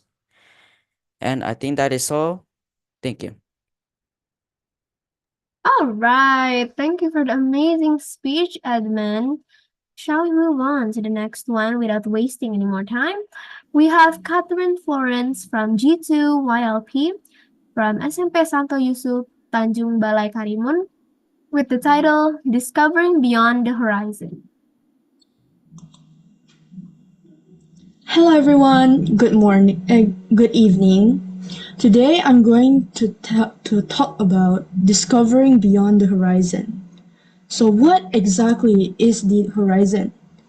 The horizon, that distant line where the sky meets the sea, the line that has always beckoned to humanity with its promise of adventure and discovery.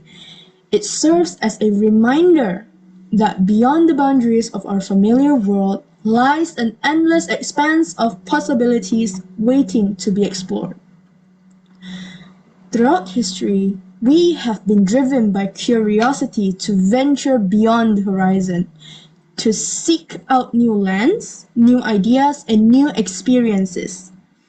From the early explorers who braved the unknown seas to the pioneers of space exploration who pushed the boundaries of human achievement. The spirit of discovery has always and is propelled us forward to uncharted territory. But what exactly drives us to seek out the unknown? It is the thrill of discovery, the excitement of stepping into the unfamiliar, and the opportunity to expand our horizon both literally and metaphorically. The journey beyond the horizon is not without its challenges. It requires huge amount of courage to leave behind the safety of the known and embrace the uncertainty of what lies ahead. It demands perseverance in the face of adversity and a willingness to adapt to new environments and circumstances. But with each step we take beyond the horizon, we discover new wonders that enrich our lives and expand our understanding of the world. We encounter cultures and landscapes that are as diverse and beautiful as they are unfamiliar. We confront obstacles that test our resolve and push us to grow and evolve as individuals. But perhaps the most important of them all, the journey beyond the horizon teaches us to see the world with fresh eyes, to appreciate the beauty and the wonder that surrounds us, and to recognize the interconnectedness of all things. So, as we stand on the brink of a new era of exploration and discovery, let us embrace the spirit of adventure that lies within each of us. Let us dare to push the boundaries of what we thought possible and embark on journeys that will take us beyond the horizon of our imagination. In the act of discovering beyond the horizon, that is when we truly come alive, that we tap into the boundless potential of the human spirit, and that we leave a lasting legacy for future generations to follow. That's it from me tonight. Thank you. Okay, thank you to Catherine for the very outstanding speech. Moving on, we have Mervin Anson from G2YLP from SMP Katolik Tanjung Pinang with the title Cultures Around the Globe.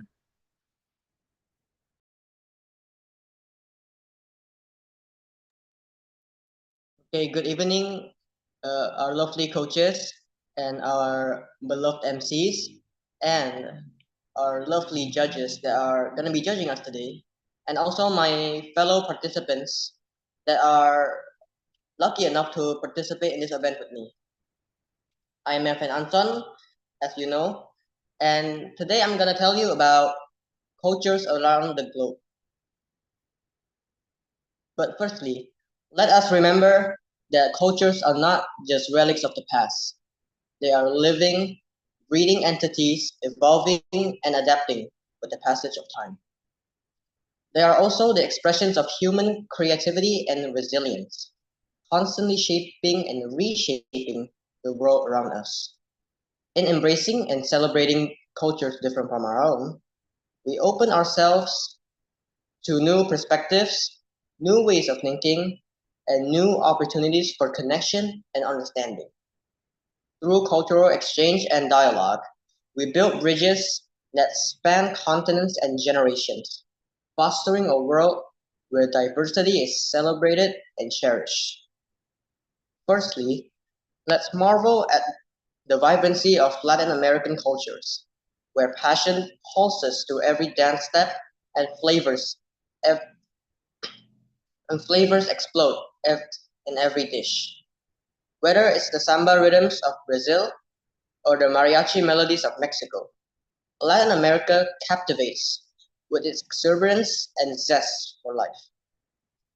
Turning our gaze towards Africa, we encounter a mosaic of traditions where diverse as its landscapes. From the rhythmic beats of the djembe in West Africa to the intricate beadwork of Maasai artisans in East Africa. Each culture weaves its own story of resilience and beauty. Against the backdrop of vast savannas and bustling cities. Next, we venture into the mystique of the Far East, where ancient customs blend seamlessly with modernity. In China, the dragon dances during Lunar New Year symbolize prosperity and good fortune, while in Japan, the art of bonsai cultivation reflects harmony with nature and patience. From the cherry blossoms of spring to the crimson tubes of autumn, the Far East beckons with its serene elegance and timeless wisdom. Traveling across the vastness of Europe, we encounter a patchwork of traditions steeped in history and innovation. Whether it's the flamenco rhythms of Spain or the classical masterpieces of Italy, Europe's cultural heritage is a testament to human creativity and ingenuity. From the towering cathedrals of the Gothic era to the avant-garde galleries of contemporary art, Europe continues to inspire and captivate for generations. Now finally, we find ourselves in the melting pot of cultures that is the United States, where diversity is celebrated as a cornerstone of national identity. From the jazz clubs of New Orleans to the hip-hop beats of New York City, American culture thrives on the fusion of influence around the world. It is a land where traditions intersect and evolve, shaping a tapestry of identities that is uniquely American. In conclusion, cultures are beautiful in its own right. It's also unique and fascinating.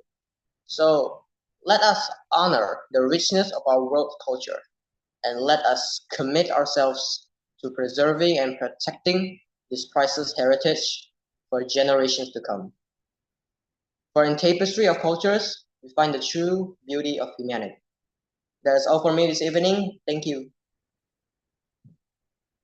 Wow, cultures around the world really are diverse and it's all amazing. Well, we are going to leave G2 after this last and final speech from the group 2 from Joycelyn from SMAS Santa Maria Tanjung Pinang with the title Chinese Culture. All right, good evening, ladies and gentlemen, and honorable judges. Have you ever wondered what Chinese culture is like? Well, on today's occasion, I would love to share my speech with you all about Chinese culture on this wonderful evening. Now, first of all, I want to cover on the introduction of how it all started. Ancient Chinese culture is one of the oldest cultures to exist, as it dated back to almost 5,000 years ago. The main religions of the people were Taoism and Buddhism that still influences the modern Chinese society today. The Xia dynasty was the first ancient Chinese dynasty to exist. It was a time where paper, gunpowder, and compasses were first invented. The dynasty saw many accomplishments, such as the building of canals, implementing irrigation techniques in agriculture, and building a strong standing army. Its fall was caused by the cruel and corrupt last emperor of Xia. One of the most important dynasty is the Tang Dynasty. It was ruled by the only female ruler in China history, whose name was Wu Zetian. Eventually, the Tang Dynasty became the golden age for arts, like poetry and sculpture. During that era, there were very valuable and important temples being built. which are the Nanshan Temple and Fogwang Temple. Both are located in Xinzhou, China. Besides the ancient dynasties, in Chinese culture, there's the Chinese calendar, or we call it the lunar calendar. The lunar calendar works differently than a regular calendar. Every year, there will be a different animal in the 12 Chinese zodiacs that represents that year. This year is the wood dragon. The year of the dragon in 2024 is associated with the element of the wood, which symbolizes abundance, good fortune, and authority. Chinese culture also has some important holidays, such as Chinese New Year, Hungry Ghost Festival, and Winter Solstice. But I will be explaining about these three major holidays in Chinese culture. So, Chinese New Year is a very important holiday in the Chinese culture. Usually, married family members will give unmarried relatives or close friends bread packets containing money. There are superstitions during Chinese New Year that some people believe what is prohibited to do. For example, to avoid wearing black or white during the early days during Chinese New Year, as the colors are associated with mourning and death. However, it is said to bring bad luck to the wearer. Avoid sweeping, as people believe that sweeping the house during Chinese New Year means sweeping away all your good luck. And the last one is to avoid giving certain gifts to loved ones, such as pears, sharp objects, and shoes. As for the Hungry Ghost Festival, it is celebrated during the 7th month of the lunar calendar. During this month, we usually avoid things like whistling at night, doing laundry at night, and we should not keep offerings on the side of the road. And finally, the Winter Solstice Festival or Tongzi Festival. The festival is on December 21st and it is usually celebrated with making colorful tangyuan, which are sweet glutinous rice balls, with our family to symbolize reunion. The purpose of marking the winter solstice as a holiday is to celebrate the birth of the sun according to the tradition.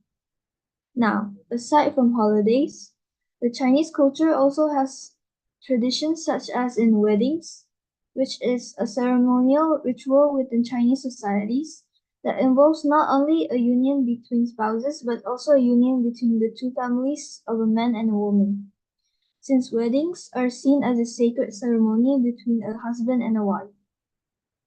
Married guests and family members are required to give out red packets to the newly married couple. Some of the traditions in Chinese weddings are: the first one is choosing an auspicious date for the wedding and avoiding unlucky dates, because it is believed to help the groom and bride live in harmony, and everything concerning family matters will be smooth sailing. The second is serving tea to parents and elders in the family, or called the tea ceremony. Serving and drinking the tea symbolizes the parents recognizing and accepting the new person into the family. The last one is to pay respects at the altar to heaven and earth, family ancestors, and the kitchen god.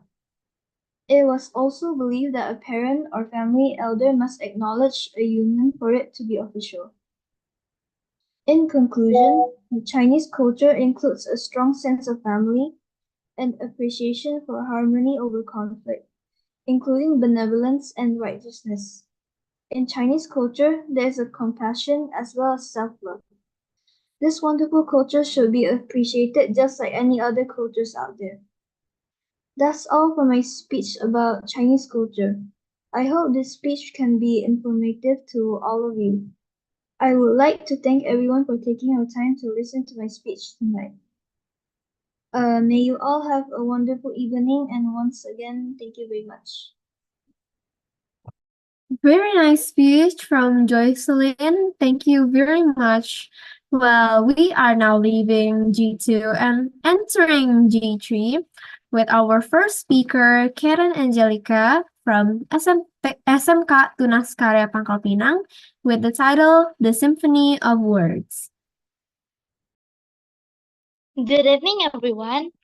So I'm Kiara Angelica. I'm from SMK Tunas Karya Vocational School, and today I would like to deliver a speech about the symphony of words. So to begin my speech, I like to remind you how our words are important and strong in everyone's mind. Now, ladies and gentlemen, words are like music to the soul. They have the power to transport us, move us, and touch us in many ways things can. They can evoke emotion, memories, and experience like no other. For example, we can take such as important meetings or important events such as weddings or birthday. They often use music or song that remind them of the first meeting or most memorable times. It goes same as our words that sometimes can be very meaningful to people. Now, the combination of words and music can create a powerful, evocative, and unforgettable experience. And also, words have the power to connect people, borders, cultures, and generation. They have the power to inspire progress, drive change. They can also unite people, provide comfort, and heal wounds. The power of words is transformative, and it can change the world for a better place. For example, it can be used for demonstration when people words become unheard by the others. Then they use some words so that people can understand what their feelings are. It also can be as example as elders and little kids. When they use the words, they can understand each other even when they are in different ages. Now, think about it. The symphony of words is a beautiful compact orchestra of spoken language, written language, or poetry. It is an harmony of sound and meaning that speaks to the human experience, from simple greeting of everyday conversation to an integrated and profound texture. Words have the ability to uplift, enlighten, and enrich our life. For example, we can take the lesson of history. It often describes the things that already happened before. It can make us understand about how human experience in the past. It also can make us motivate our soul rider in our life. Now, as we celebrate the power of language, let us remember to appreciate and value the words to speak and write. Let us strive to use them to uplift the others, to heal and to unite those people. Let us remember that words are not just tools of communication, but also powerful vehicles of meaning transformation, and let us celebrate the symphony of words as we strive for a better world, one word at a time. We can often use positive affirmation to everyone and anyone else, one word at a time, and will slowly help us motivate the others and help us to be better. Now, we can start from today and right now. We can start to motivate others, support others, and be better together. I think that's all for me. Thank you for your time.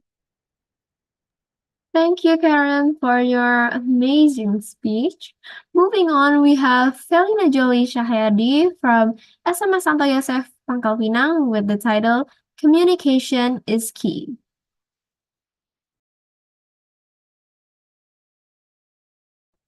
All right, good evening, everyone. Have you all heard the quote, communication is key? Ladies and gentlemen, today I want to talk about why communication is essential for living, especially from the perspective of a high school student. We often hear about the importance of communication, but let's dive into what it truly means for us navigating through one of the most formative phases in our lives. Firstly, communication is the foundation for our relationships, whether it is with our friends, families, teachers.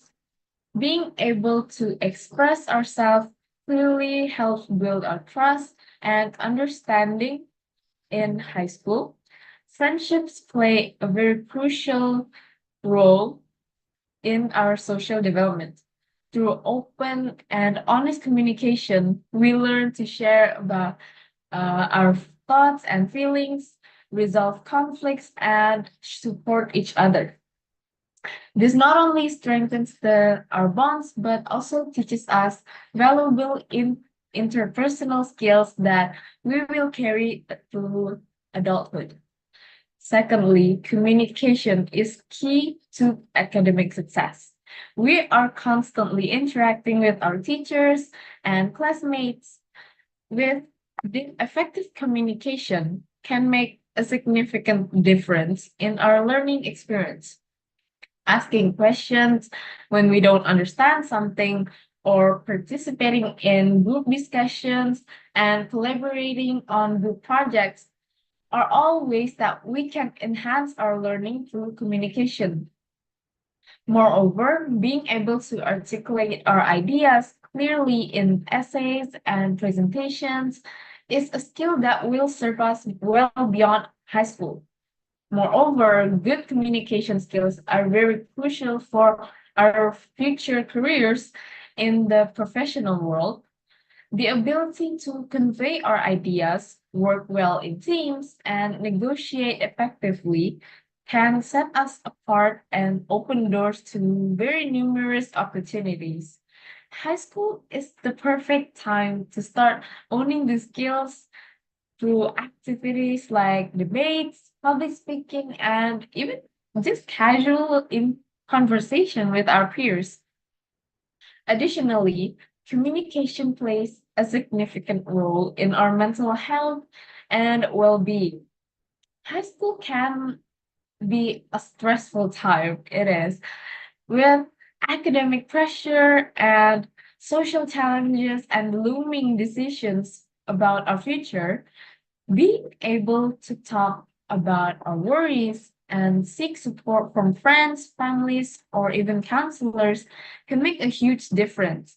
It helps us process our emotions, gain new perspective, and feel less alone in our struggles. Furthermore, digital communication has become an integral part of our lives. Social media, texting, and other forms of communication like calls offer new ways to connect, but they also come with their own set of challenges. It is important to be mindful of how we communicate online, ensuring that we use these tools to build positive relationships and avoid misunderstandings or even conflicts. In conclusion, communication is a vital skill that impacts every aspect of our lives as a high school student. It helps us build strong relationships, succeed academically, prepare our future careers, and maintain our mental health. By developing our communication skills, we equip ourselves with the tools that we need to navigate through complexities of high school and beyond. Let's make a conscious effort to communicate effectively, listen actively, and express ourselves with clarity and empathy. Thank you for listening. That is my speech for tonight. Thank you, Velina, for the astounding speech. Well, moving on, we have Rafaela Clarity Lee from SMP Maria Goretti Sungai Liat with the title Say No to Indecent Words. Okay. So, ladies and gentlemen, what a great day today that we can start our activity again in this night, in this meeting. So, I'm here to present my speech. So, ladies and gentlemen, how's your day today? Exhausting, tiring, or maybe a lot of stress? Don't worry, relax, and chill. We have to break. Ladies and gentlemen, have you heard someone or your friend saying harsh words to you? How do you feel after that? For example, you see your friend doing their work. You talk to them, hey, what are you doing? And they was like, shut up, I'm doing my work, stop disturbing me. How do you feel after that? It's really hurt, isn't it? Like your hurt was, hey, I thought we were friends. Okay, so in the certain words or in this or what harsh word is very influential to our life and it can break our heart. So now in the modern era, not just technology, cultures, and education that have been developed. So words and language have been developed particularly in this world too. About words and language, you all must know that some words are indecent or inappropriate to say. This, of course, will ruin our generation of the nation and state. But how? Everyone must know that those dirty words are already used in everyday life, especially in friendship. For example, those words are animals' name, or maybe inappropriate thing, and other words that couldn't be explained. This habit can influence behavior, attitude, and character. Words also can be very simple. It already used in everyday life, school, family, or community environment. But indecent words is very, very different. It can ruin them all. So at first, I thought that this couldn't be changed in any way because my friends are already doing that too, saying indecent words in a different way sometimes too. Even it's in school or it's online or maybe it's in another place, they keep saying those words, those dirty words, and I'm really tired of them. But how? How shall I talk to them? That time, I only told them to go to a therapist. Seriously? And they was like, what? My teacher tell us to introspect ourselves, trying to bring awareness to us how bad it is to establish those habits. But it's really hard to advise them, isn't it? Like they're already advised many times, but they always doing it without thinking first. It's the same as they are saying those dirty words. They keep saying it without thinking first. I know that going to a therapist is a great way too, but it's really weird, isn't it? People may think like, am I going to go to a therapist just because I say innocent words too much? Are you serious about that? My dear audience, you don't have to go to a therapist. Just sit there and listen to my speech and I will be your therapist. The main reason that someone has a toxic trait toward themselves is a low self-esteem. It's really simple to stop these habits of saying those dirty words. In just 2 words, think and realize. We have to think first before saying and doing. We have to think more realistically. And we have to realize that we have a weakness and also strengths.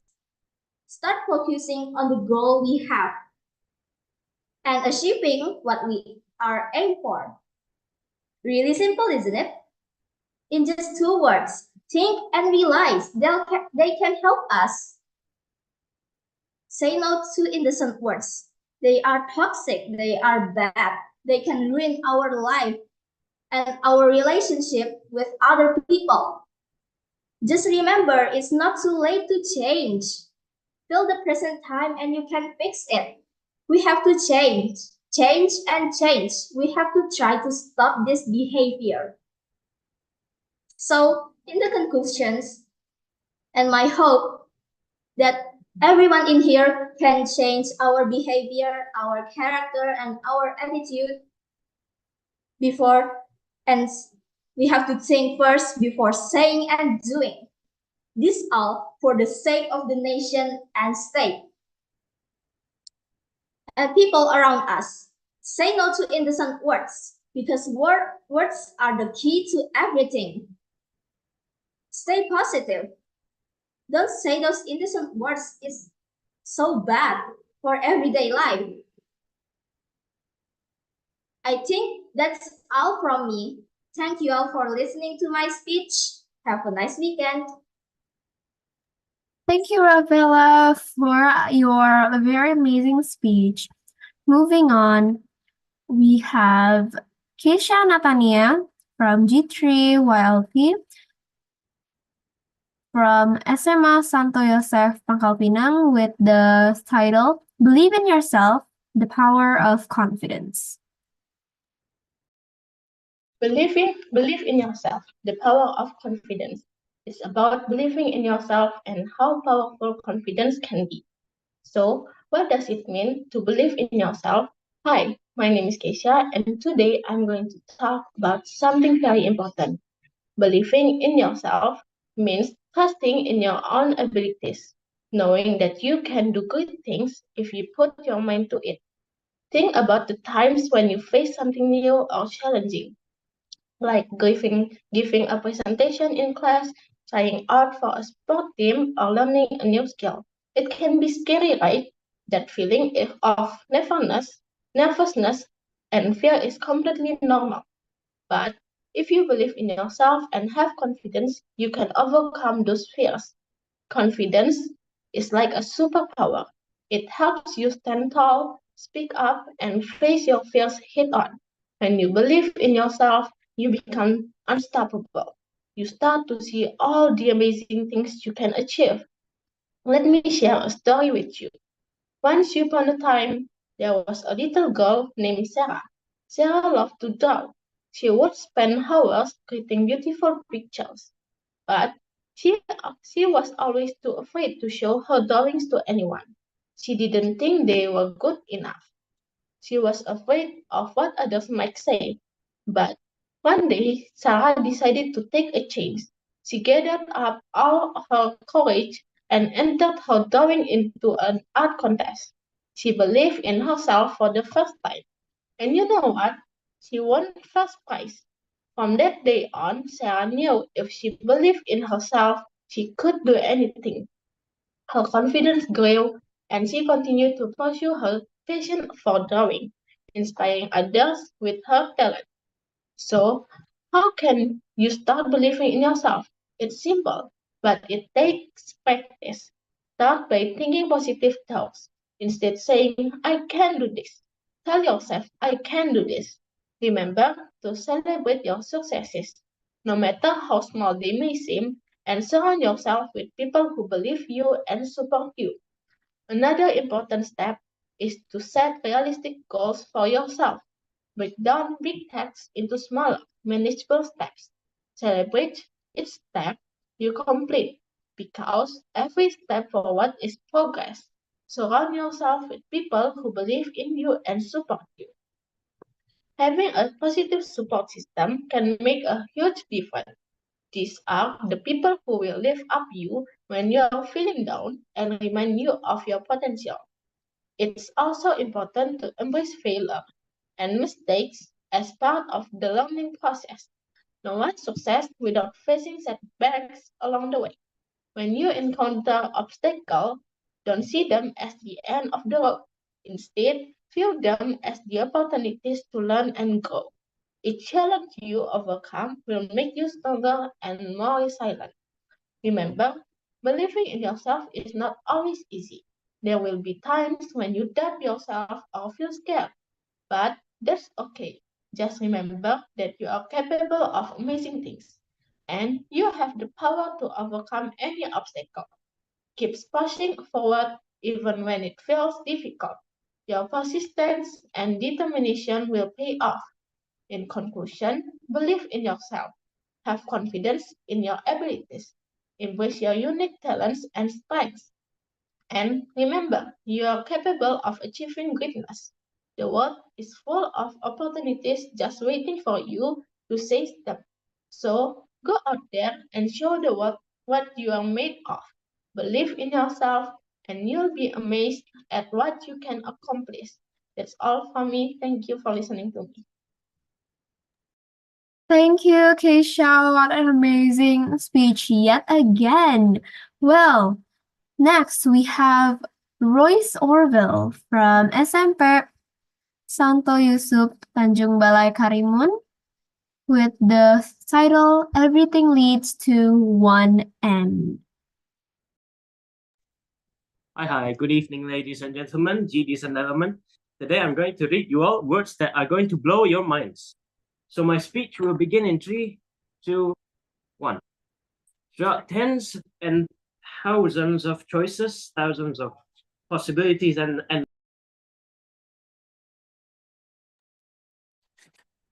okay, good evening, ladies and gentlemen, GDs and gentlemen.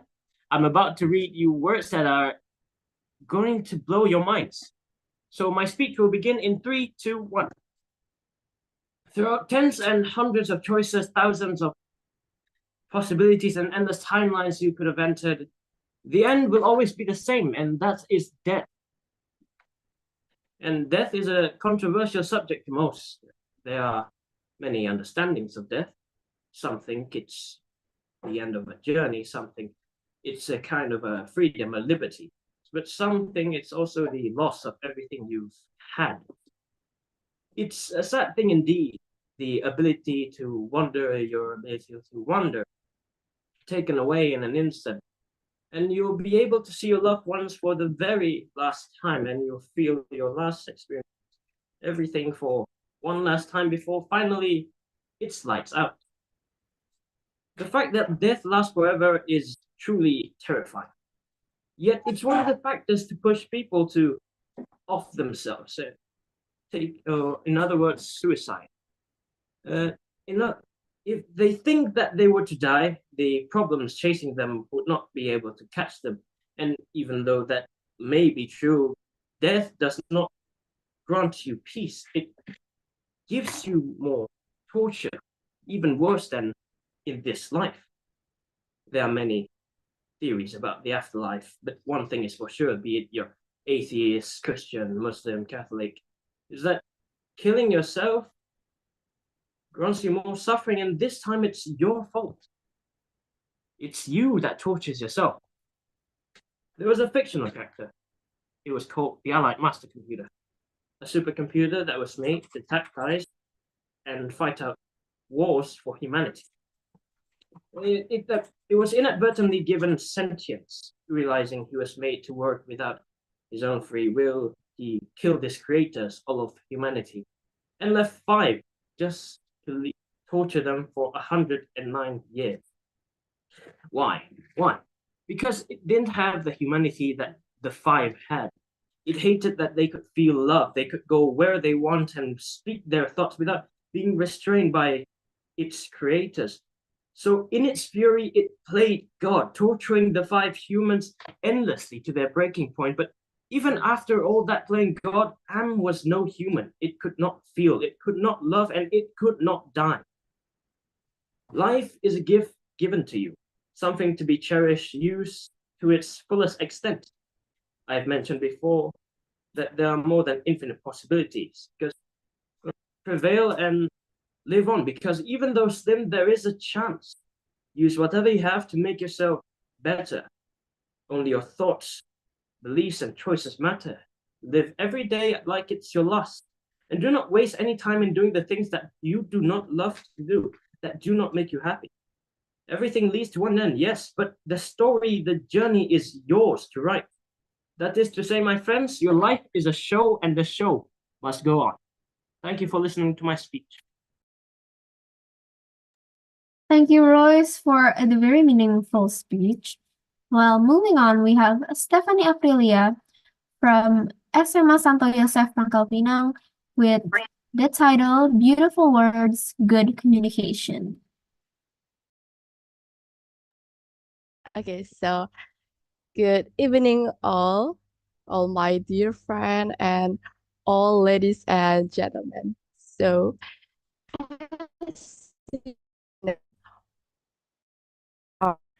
the building blocks of communication, the essence of our thoughts, and the reflection our innermost feeling. So words possess a remarkable power to evoke emotions, paint vivid picture, and convey profound truths. Among these words, some stand out not just for their meanings.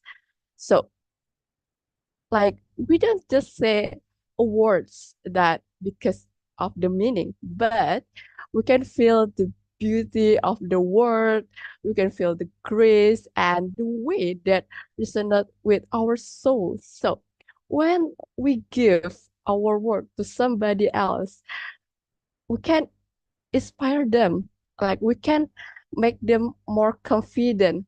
Like when I say just amazing to someone else, yeah, we can feel more confident from that our word. Of course, when someone give me just a one word like, wow, Stefan, you are so amazing, that amazing, that one word is just make me more confident, more good myself. So when we give somebody else the beautiful word, like from amazing, you are beautiful, you are handsome, from that just word, we can make themselves more grateful for their life.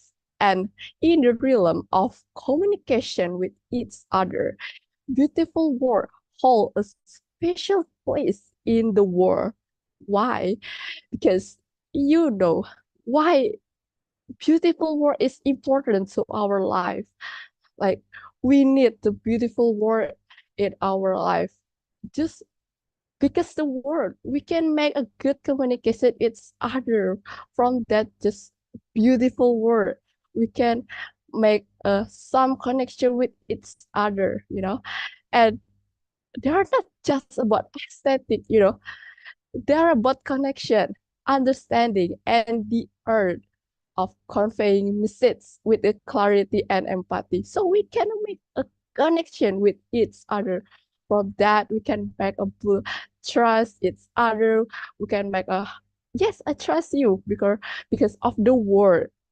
When you know when someone don't have confidence with themselves, and then you just you just give them like support word, like yes, you can do it. From just that, we can make good empathy, good connection with them.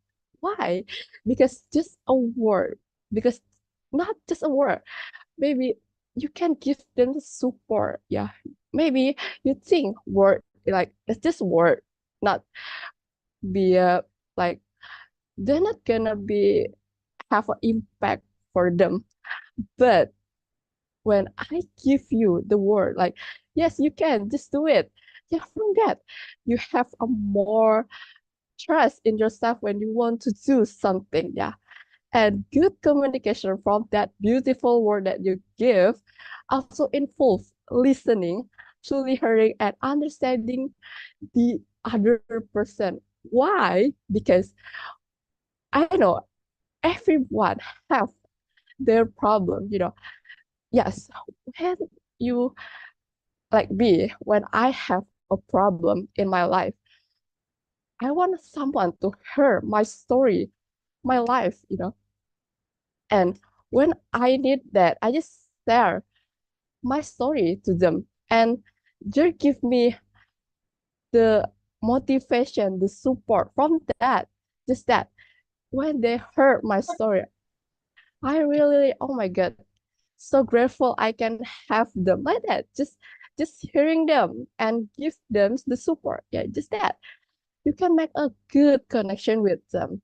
So beautiful word have means responding thoughtfully and respectfully, using words that will bridge rather than walls. Like when you're not near with someone, yeah, you just give the word. Like you can make a bridge that make a good connection with you and with them.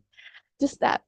So it involves being aware of non-verbal cues and the context in which we communicate, ensuring our words are received as intended. These beautiful words and many others are tools that, when we use thoughtfully can enhance our communication. Just beautiful word.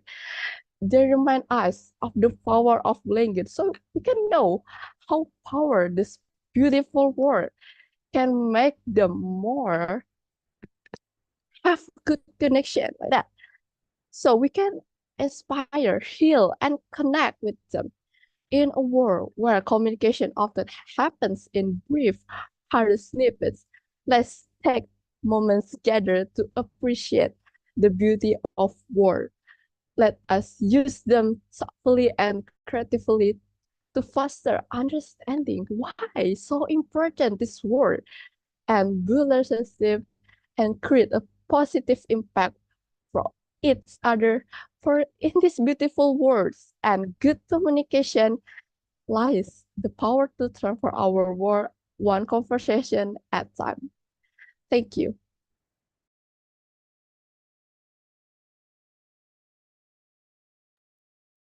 Wow, what an amazing speech from Ladi about the beautiful of words. And next speaker, we'll have our amazing MC, Adela Suenarto from SMA Yosudarso Batam, from Group G3, with the title of the speech, Thoughts That Breathe, Words That Burns. Well, I think everybody here has made it clear that they have delivered a speech before. Well, that's a stupid question. Of course, everybody here has, since I just watched all of you deliver a speech. Well, I like to speak a lot, and I think everyone in my group knows that I love to speak. And well, to be very honest, I'm not always liking to speak. I'm actually like such a lazy person. I like to just lay back at home. But whenever I speak, I will speak a lot. Well, but do you know just how much a speech, a mere speech, you can even deliver a short speech, but it has such an amazing power if you can actually like deliver what you wanted to say in that speech. Well, first things first, of course, we would like to think about some of the very amazing speeches that have been delivered before. The very simple example being Jokowi, our current president, that's all about to be changed, but he was an amazing president, like 2 periods? Dang, he was amazing. But from his words alone, from the speeches he has delivered, he has built this country amazing.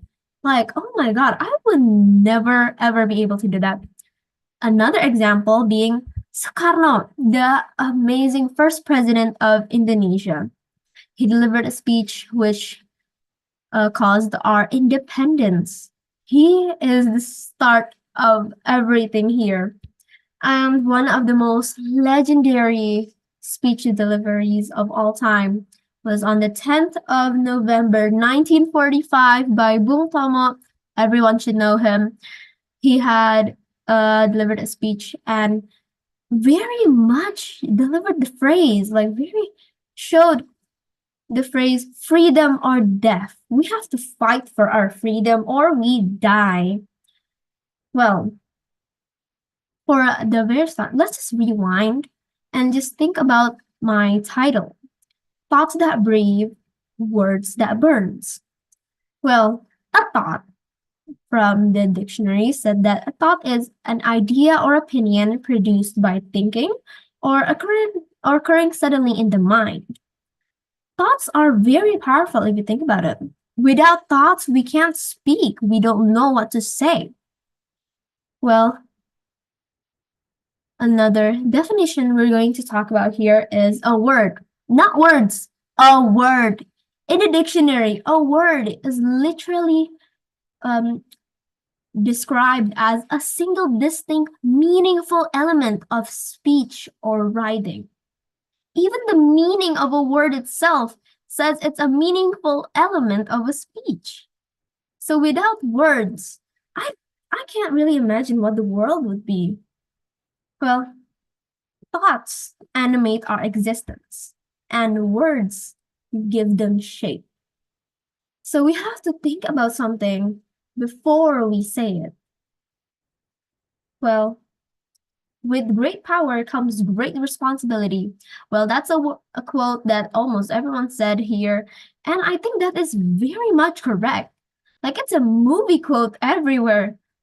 And here is actually something that's maybe it looks simple, but if you really think about it, it's true. Like how big of an impact we can give to the world by just a little amount of power that we have inside of us. Another quote from Harry Styles from the song Matilda, "You showed me a power that is strong enough to bring sun to the darkest days." Well, this actually does not have any correlation with words, like the power of words in the song. But if in another universe, Harry Styles actually meant about words, well, that is true. Words are strong enough to bring sun to the darkest days. Well, words must be spoken with care. We all know the power of words now, and now we have to think about everything that we say before we say it, because words can build bridges to connect us or crush everything down. Well, we should use words to illuminate the darkness and to ignite our spirits. Well, I think that is all from me. And to end my speech, I would love to encourage everyone to just speak out your thoughts. Nothing is wrong with that, because everyone here has a chance to make such big impact on the world, and I think all of you can do it. So great job, everyone, and I hope the best. Thank you. All right, I just delivered a speech myself, which I have no idea.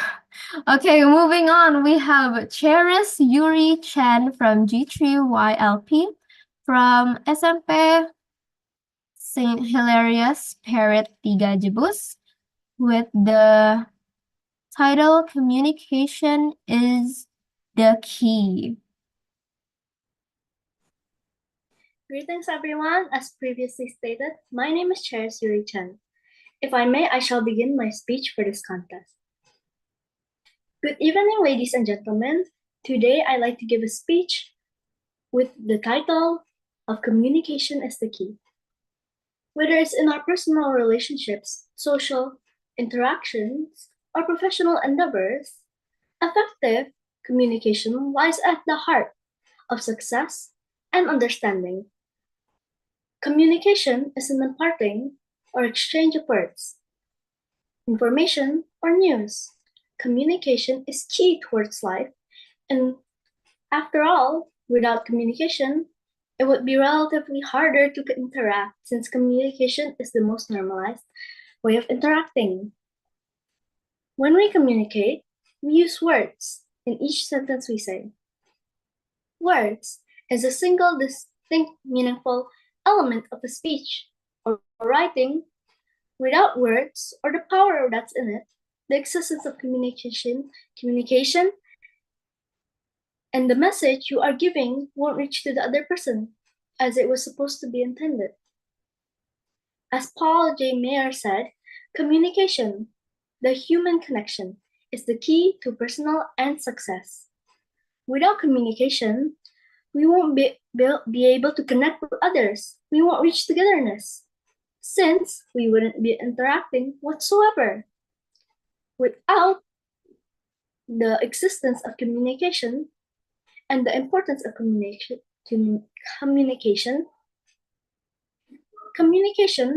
we build an active listening, trust, respect for each other, confidence, friendliness, creativity, and building a better relationship with one another, and many more.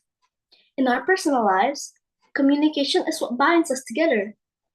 We need some type of connection with one another. It is what allows us to share our happiness, sorrows, our hopes, and fears.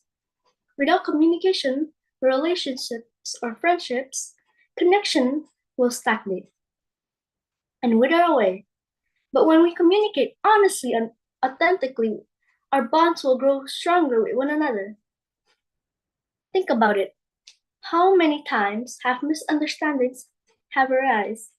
Why do they arise? Is it because of the lack of communication?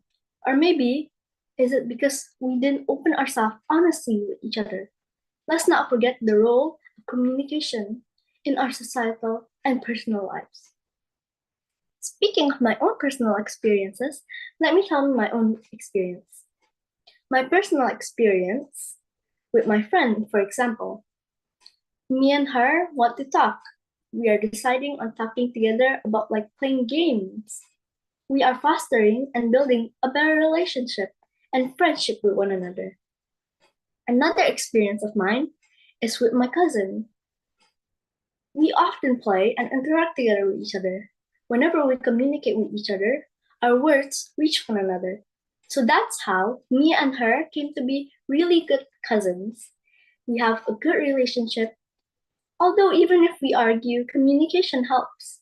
Because through communication, we can understand each other and what we misunderstood that caused us to argue. From what we said, the misunderstandings, we can fix it through communication. Through communicating, how do we fix our relationship whenever we argue? Through reflecting. And reflecting, we think of what we said that we might say wrong that caused that misunderstanding. As I said, that shows how communication is the key to an important relationship. Not a relationship at all. You could be acquaintances with anyone, and you could still be able to make a good understanding between each other thanks to communication. That's all for my speech. I'm thankful to be able to deliver the speech this evening on this wonderful occasion about why communication is the key and why it is important and what binds us together. If there are any mistakes in my speech, I sincerely apologize and I thank you for listening to my speech. Once again, my name is Cheris and thank you for listening. Have a great weekend, everyone. Great speech, Cheris. Thank you so much. But we have to move on to the next speaker, Hadi Donella from SMA Santo Yosef Pangkal Pinang with the title Show Your Words. Okay, good evening, ladies and gentlemen. Today I'm here to talk about a force that's so powerful. Even it can change the world and also influence our minds. This force is our words. Since the beginning of human life, words have been the primary things to show our emotion and ideas. Words have inspired revolution, brought peace, and driven progress. Do you know, show your words mean more than just speaking or just writing. It means expressing ourselves with clarity and integrity. It means ensuring that our words reflect our true intention and values. To show your words, it's to let your words be an extension of your true self. It is about choosing words that build rather than break and that unite rather than separate. Now, I want you to think about the great speeches in the history that you know. For example, I'll take Martin Luther King Jr. Do you think they were just speak? Of course, no. No, they were just not speak, but they show their powerful expression from the speeches. But showing your word is not just for a leader or just for famous figures. Each one of us has the powers to influence those around us through our daily interaction, wherever it's a word of apology to friends, a loving message to family members. Our words can leave lasting impacts. Showing our words means being open, sharing our joys and sorrow, our dream and fears. It means listening as much as speaking, understanding as much as being understood. In our life, showing words means communicating with respect. It means being clear but also empathic and considerate. Good communication is in the cornerstone of effective teamwork and leadership.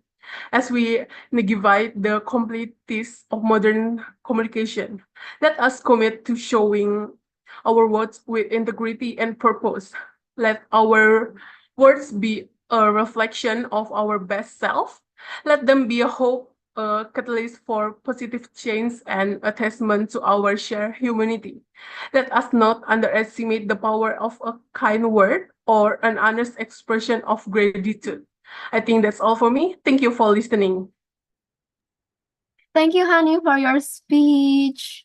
Well, we're going to have to move on to our second to last speaker, which is Nicole Vinela Chung from SMP Santa Teresia, Pangkal Pinang, with the title Power of Words Impact Our Life.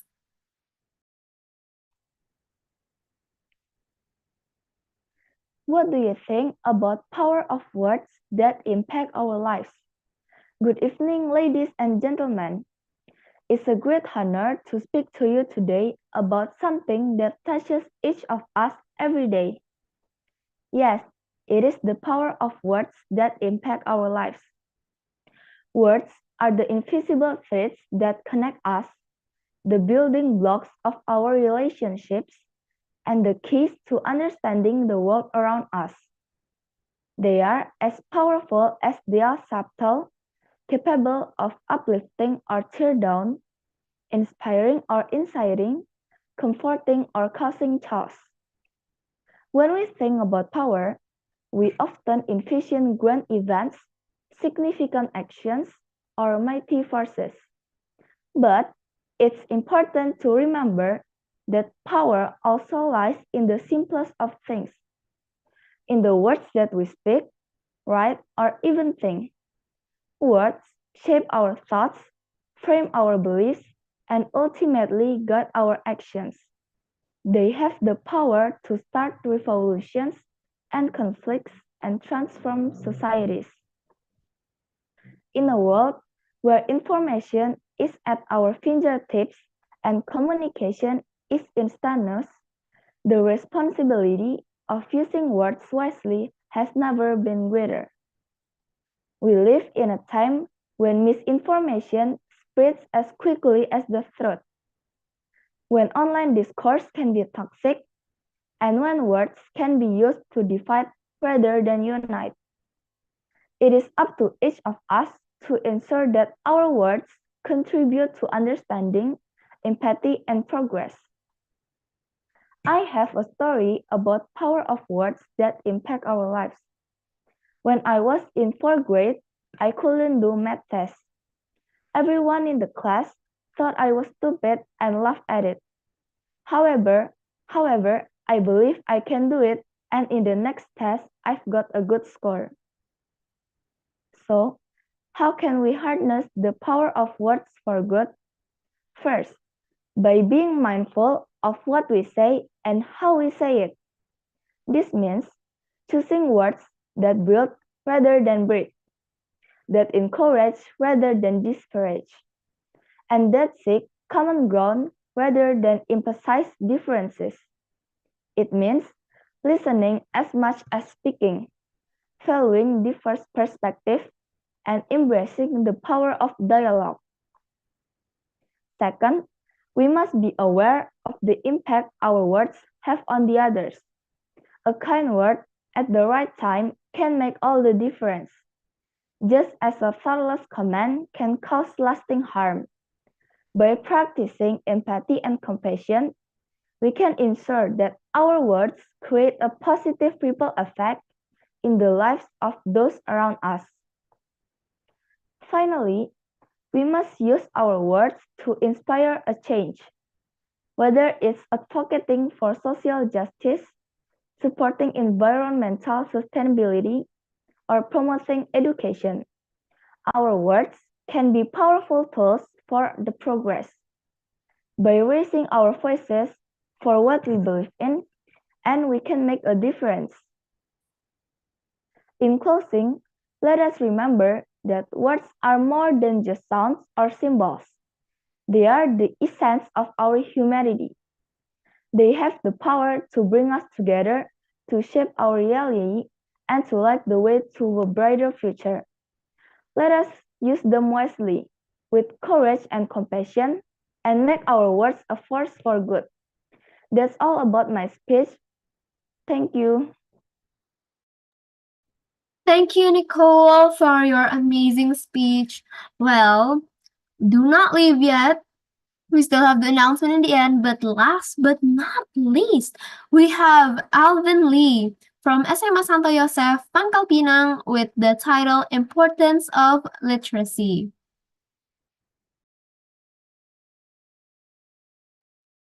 Can you hear my voice? We can hear you loud and clearly.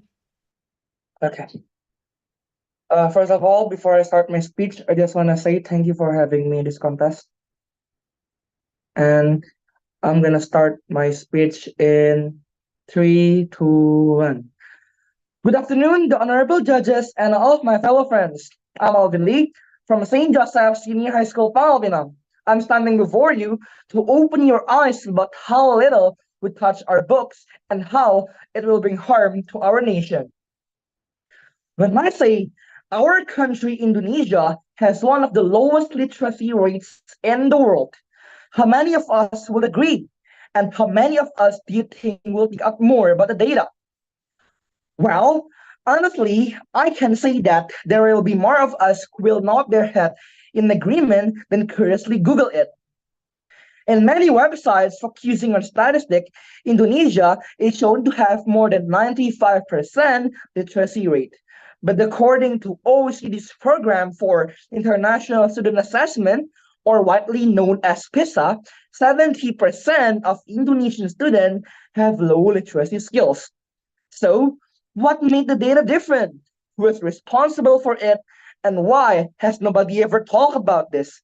Let's be honest, guys, that we are too lazy to find this out. We can see how careless we become because reading is not part of our culture. In many regions in Indonesia, people are not given good access to books and even internet. Even in some public libraries, the book collections are outdated and some are not in a good condition. Parents cannot afford books for their kids either because they are too overpriced. At school, students instantly lose their interest in a lesson which requires them to read a long text. When the teacher gave them assignment related to the text, they will simply copy other works or look up for the answers on the internet. These shortcuts will make the student get a good mark without knowing exactly what they learned. Ironically, we never think this as an alarming issue. A generation that cannot think critically will ruin the nation.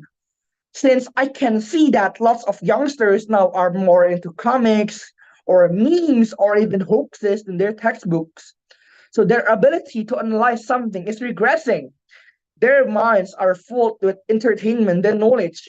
So when they're giving a hard situation and a quick decision is urgently needed, they will struggle to make it. Instead of solving the problem in the proper way, they will seek out for shortcuts that might lead them to another problem. In the long term, it will affect important aspects of our country. In terms of innovation, we could lose the chance to compete with other countries, especially in this modern world where everything needs to be digitalized.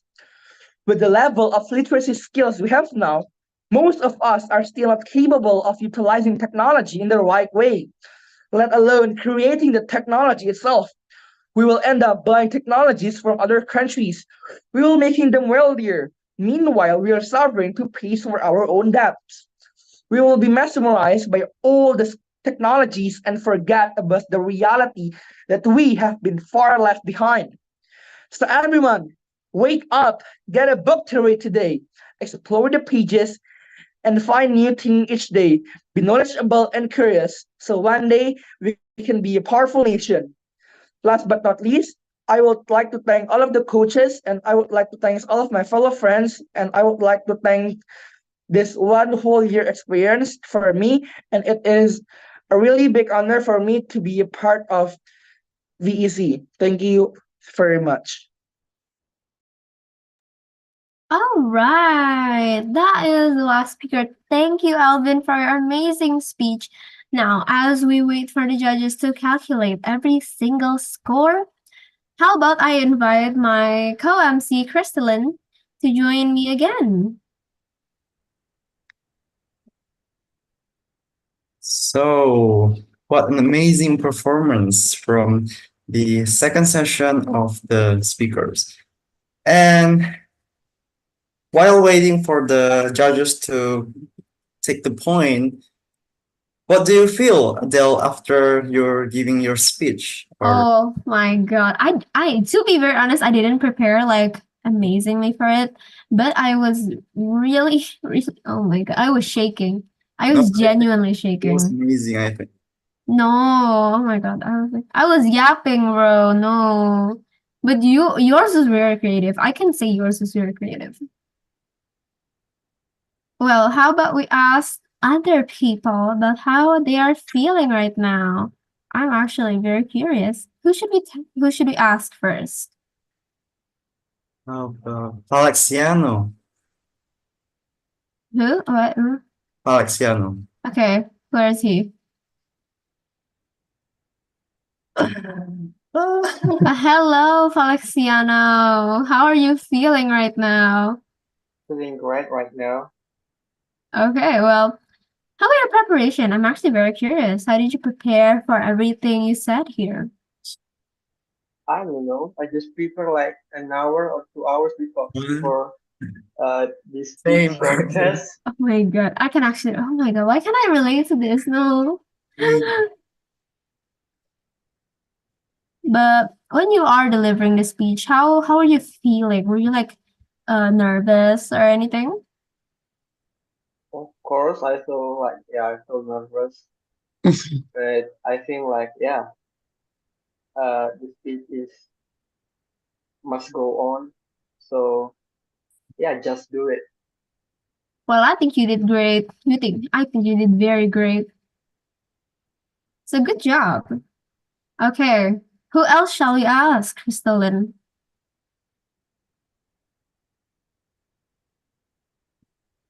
We will ask Alvin Lee, the last participant. Oh, Alvin. Oh, this is a good one. Okay, where is he? The changing after he's giving the speech. Okay, hello, Alvin. Hello. Hello, how are you feeling right now after you delivered that speech? Good. Good, happy. And Oh, okay. So how long did you prepare for it? This is an old script, but I revised it on the ending. I can see you're already sleepy. Please just wait a few minutes. I promise it will be quick. Oh, it's okay. I can wait. How about when you're delivering the speech? Huh? How Yes. did you feel? Were you really nervous or shaking? Nervous because lots of cameras looking at me. Same. I can relate. I can relate. All right. Thank you for answering our Thank you. questions. Adela and Crystalline. Okay. Who shall we ask next? So before we announce the winner, who do you think will likely to win, Adela? God. I can't be biased. This is hard. I actually don't know. Since I don't know the criterias on like the points. So I actually don't know. But if it's you, I'm actually going to congratulate you because you did a great job. I think you did amazing. So yeah. Bro, we're just doing this to make more time. Okay. Well, we're still waiting on the judges right now. Who else shall we ask? Okay, hello, Ma'am Chacha. It seems like you're smiling a lot. How are you thinking? How are you feeling? Hi, hello. So we are talking about the judges. Judges is like so serious, you know. They are counting and then maybe they are on phone. Okay, they calling in a phone and then talking. Who will be? So what do you guess, guys? Can you guess? Who will be the first, second, and also the third winner? Oh my God, I actually have no idea. How about you, Ma'am Chacha? What do you think? I think all. Can we have all? We should give everyone prizes. Split the money. So, but at least all the participants have done the great job since the first meeting in this year. Yeah. So they keep the performance, they keep the commitment, and they improve, they develop themselves. And when you can manage your time, I think that will be the winner. You are the winner when you can manage your time. You can choose whether okay, I need to do this class, I need to join the class, I need to prepare the speech contest, and I think they are the winner. They, of course, they have been the winner. I actually agree. To have the guts to actually join this contest is actually really brave. Like, I was contemplating myself, should I join or not?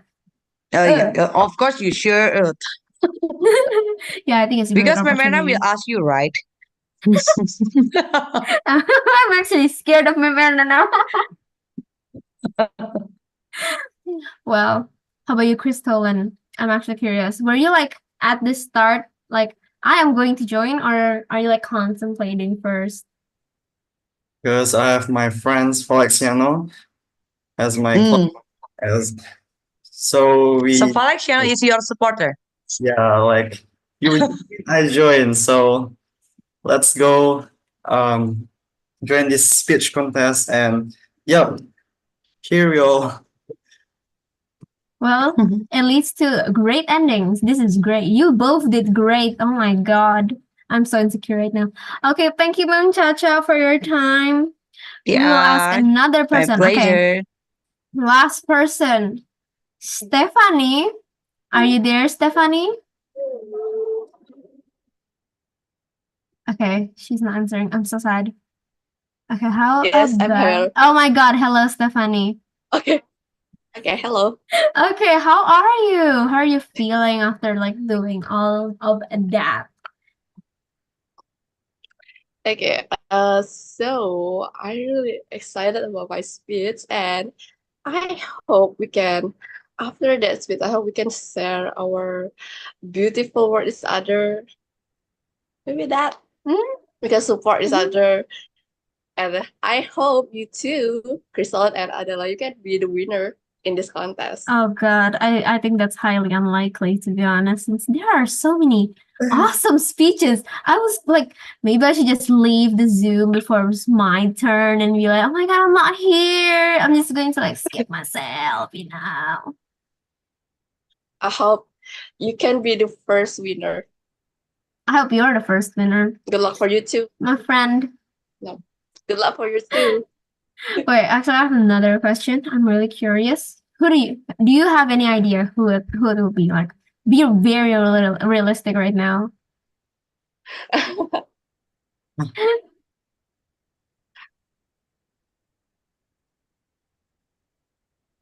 Okay, I guess we all have no idea since it's a hard competition, man. Oh my God. How Okay, just are your relax. preparations? How did you prepare?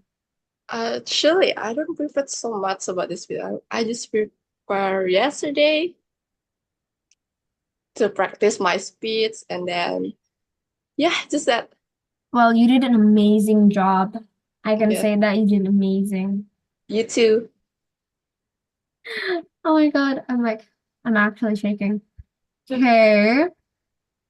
Thank you for your time, Stephanie. Okay, I love thank you. you. Well, Crystal, do you have any other ideas who to ask or anything?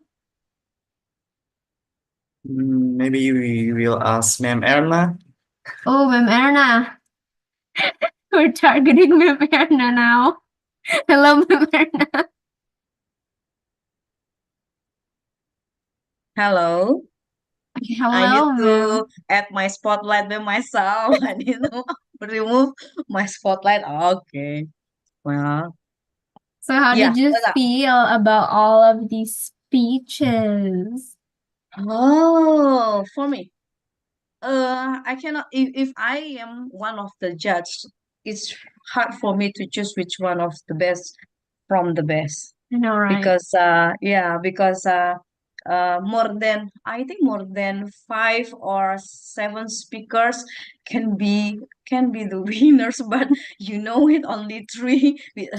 They just prepare only for the first, second, and the third, so that's why it's really difficult to judge which one Everyone of should win. Oh my God, everyone should win at this point. yeah.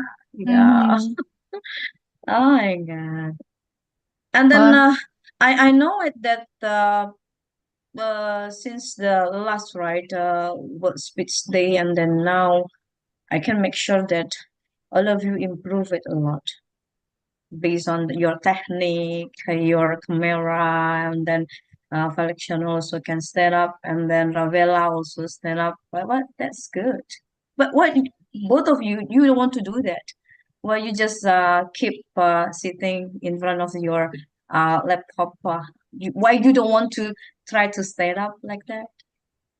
39. I'm like so sleepy right now because, oh my God, I do not have the strength to do this anymore. Help. But Oh my God. I don't have the space.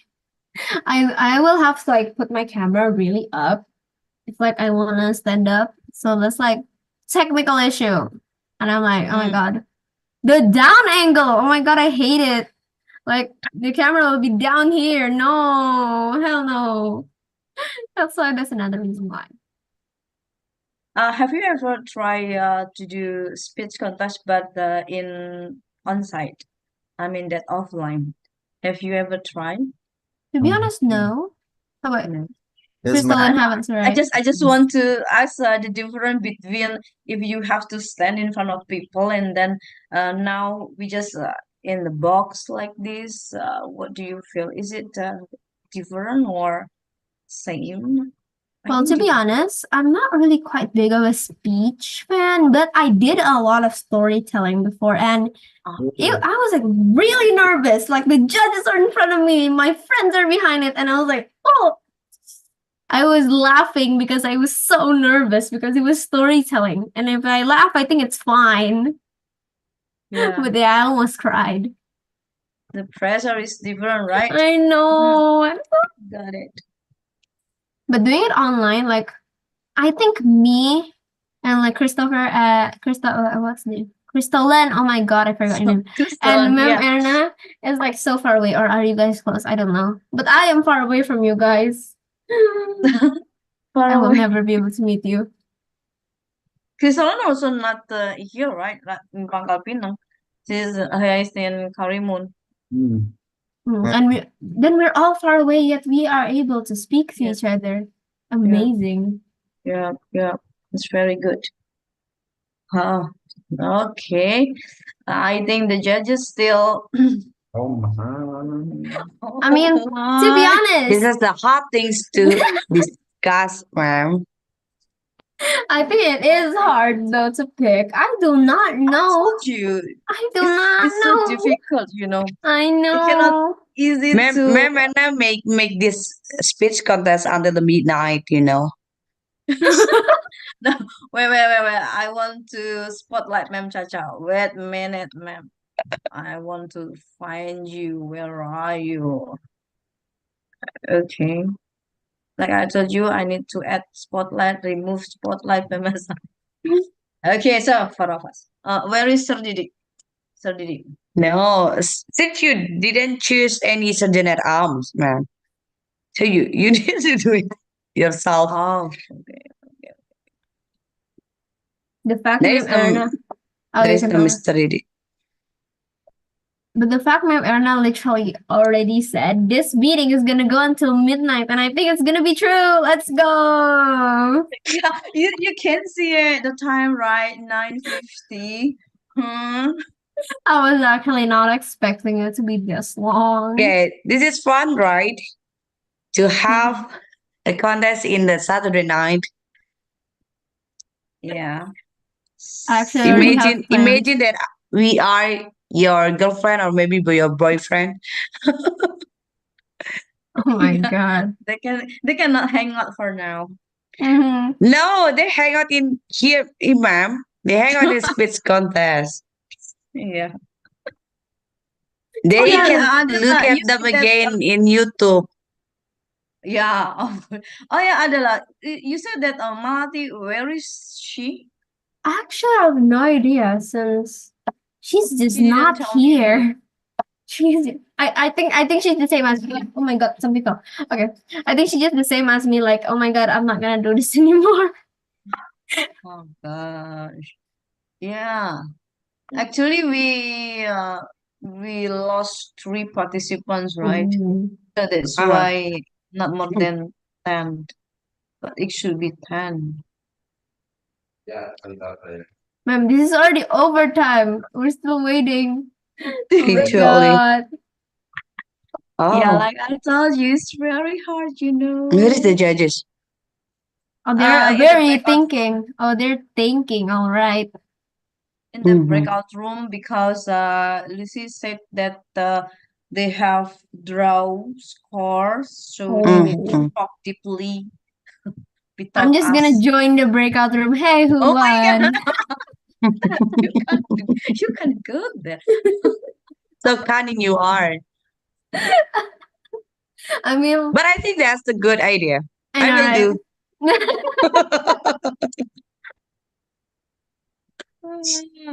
Yeah, yeah. I think it's Because a good. Lucy and Amber said that we have to announce it after the meeting. But I said like that, the 1st of June that we be okay, the announce and then give the prize and a certificate. But they said that, oh, cannot.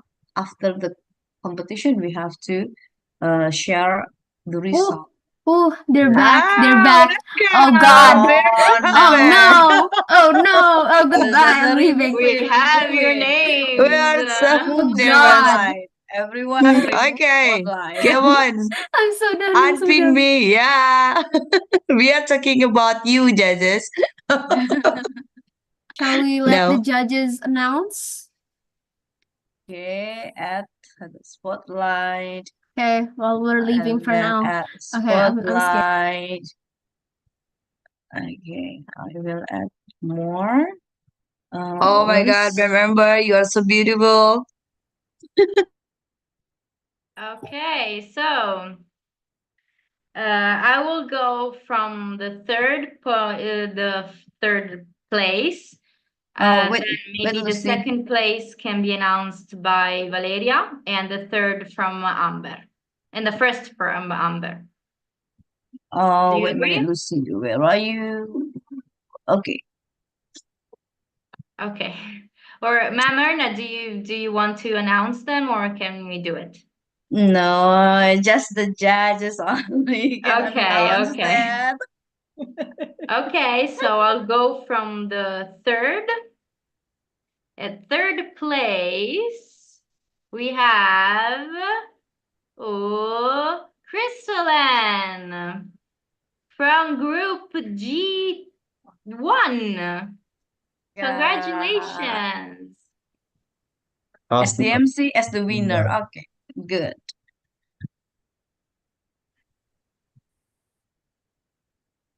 Okay, Valeria, we'll give you the second. Okay, I proceeded to announce the second place. And so the second place goes to Ravella Clarity from G3. Congratulations. Me? Thank you, ma'am.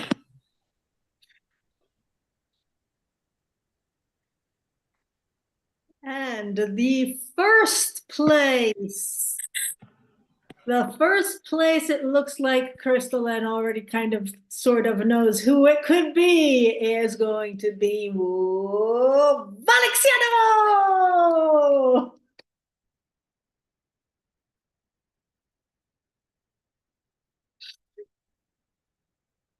Two words, Valexiano?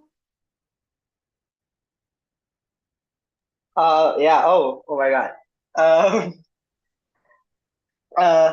I'm not expecting that I would win, but first I want to thank to Almighty God for all what happened to me. Secondly, I want to thank you for Toastmaster, of course, our foundation, Tunaskarya Foundation, and especially I wanted to thank you to Ma'am Amber, to Sir Didi from G1, because without them, I don't think I will be in this position. I want to thanks to all my friends from G1 for this 1 year. You know, we've been together for a while, but I think all of the participant is worth to win. So yeah, thank you very much for that. Yeah. Thank you. Mom Erna, back to you. Okay, thank you, everyone. Thank you, Amber. Thank you, Lucy. Thank you, Valerie. And of course, thank you, Chiara, for all of this moment. Okay, and finally, we have the winners. Okay, and then for the closing, now we go to Ma'am Chacha, right, Adela? Can I just say congrats to everyone that won? Oh my God, you all deserve that. I knew it, Crystal, and you cannot. You knew you were gonna win. You cannot lie to me. Well, I think everyone here is already sleeping. And I think we are. Well, then Will we it will be hand until off this. midnight?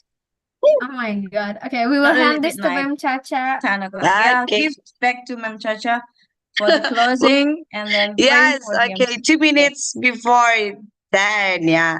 Well, good evening, our inspired judges, Ma'am Amber, Lucy, Kiara, and Valeria, and the coordinator of ELP, Ma'am Anna and Sir Didi. Hello, where are you, Sir Didi? And our good gorgeous students, hi. This is not midnight, right? Okay. Then I want to tell you I'm Ma'am Chacha, and maybe you haven't seen me before because I am the coordinator of G2. And I want to say, wow, that was amazing. I can see great performance from all the members. They success tell about their speech about the power of words. I do believe that they prepare well, very good, this contest. And they show, of course, their performance that they got during the online class, I mean. So we also we have gotten the winner. And so congratulations for you all, for Crystalline, and then for Kalati, and then Valexiano. I believe this is the beginning of your journey to get more and more. And for all the participants, I know that you have given your best. Your very, very best, nothing but your very, very best.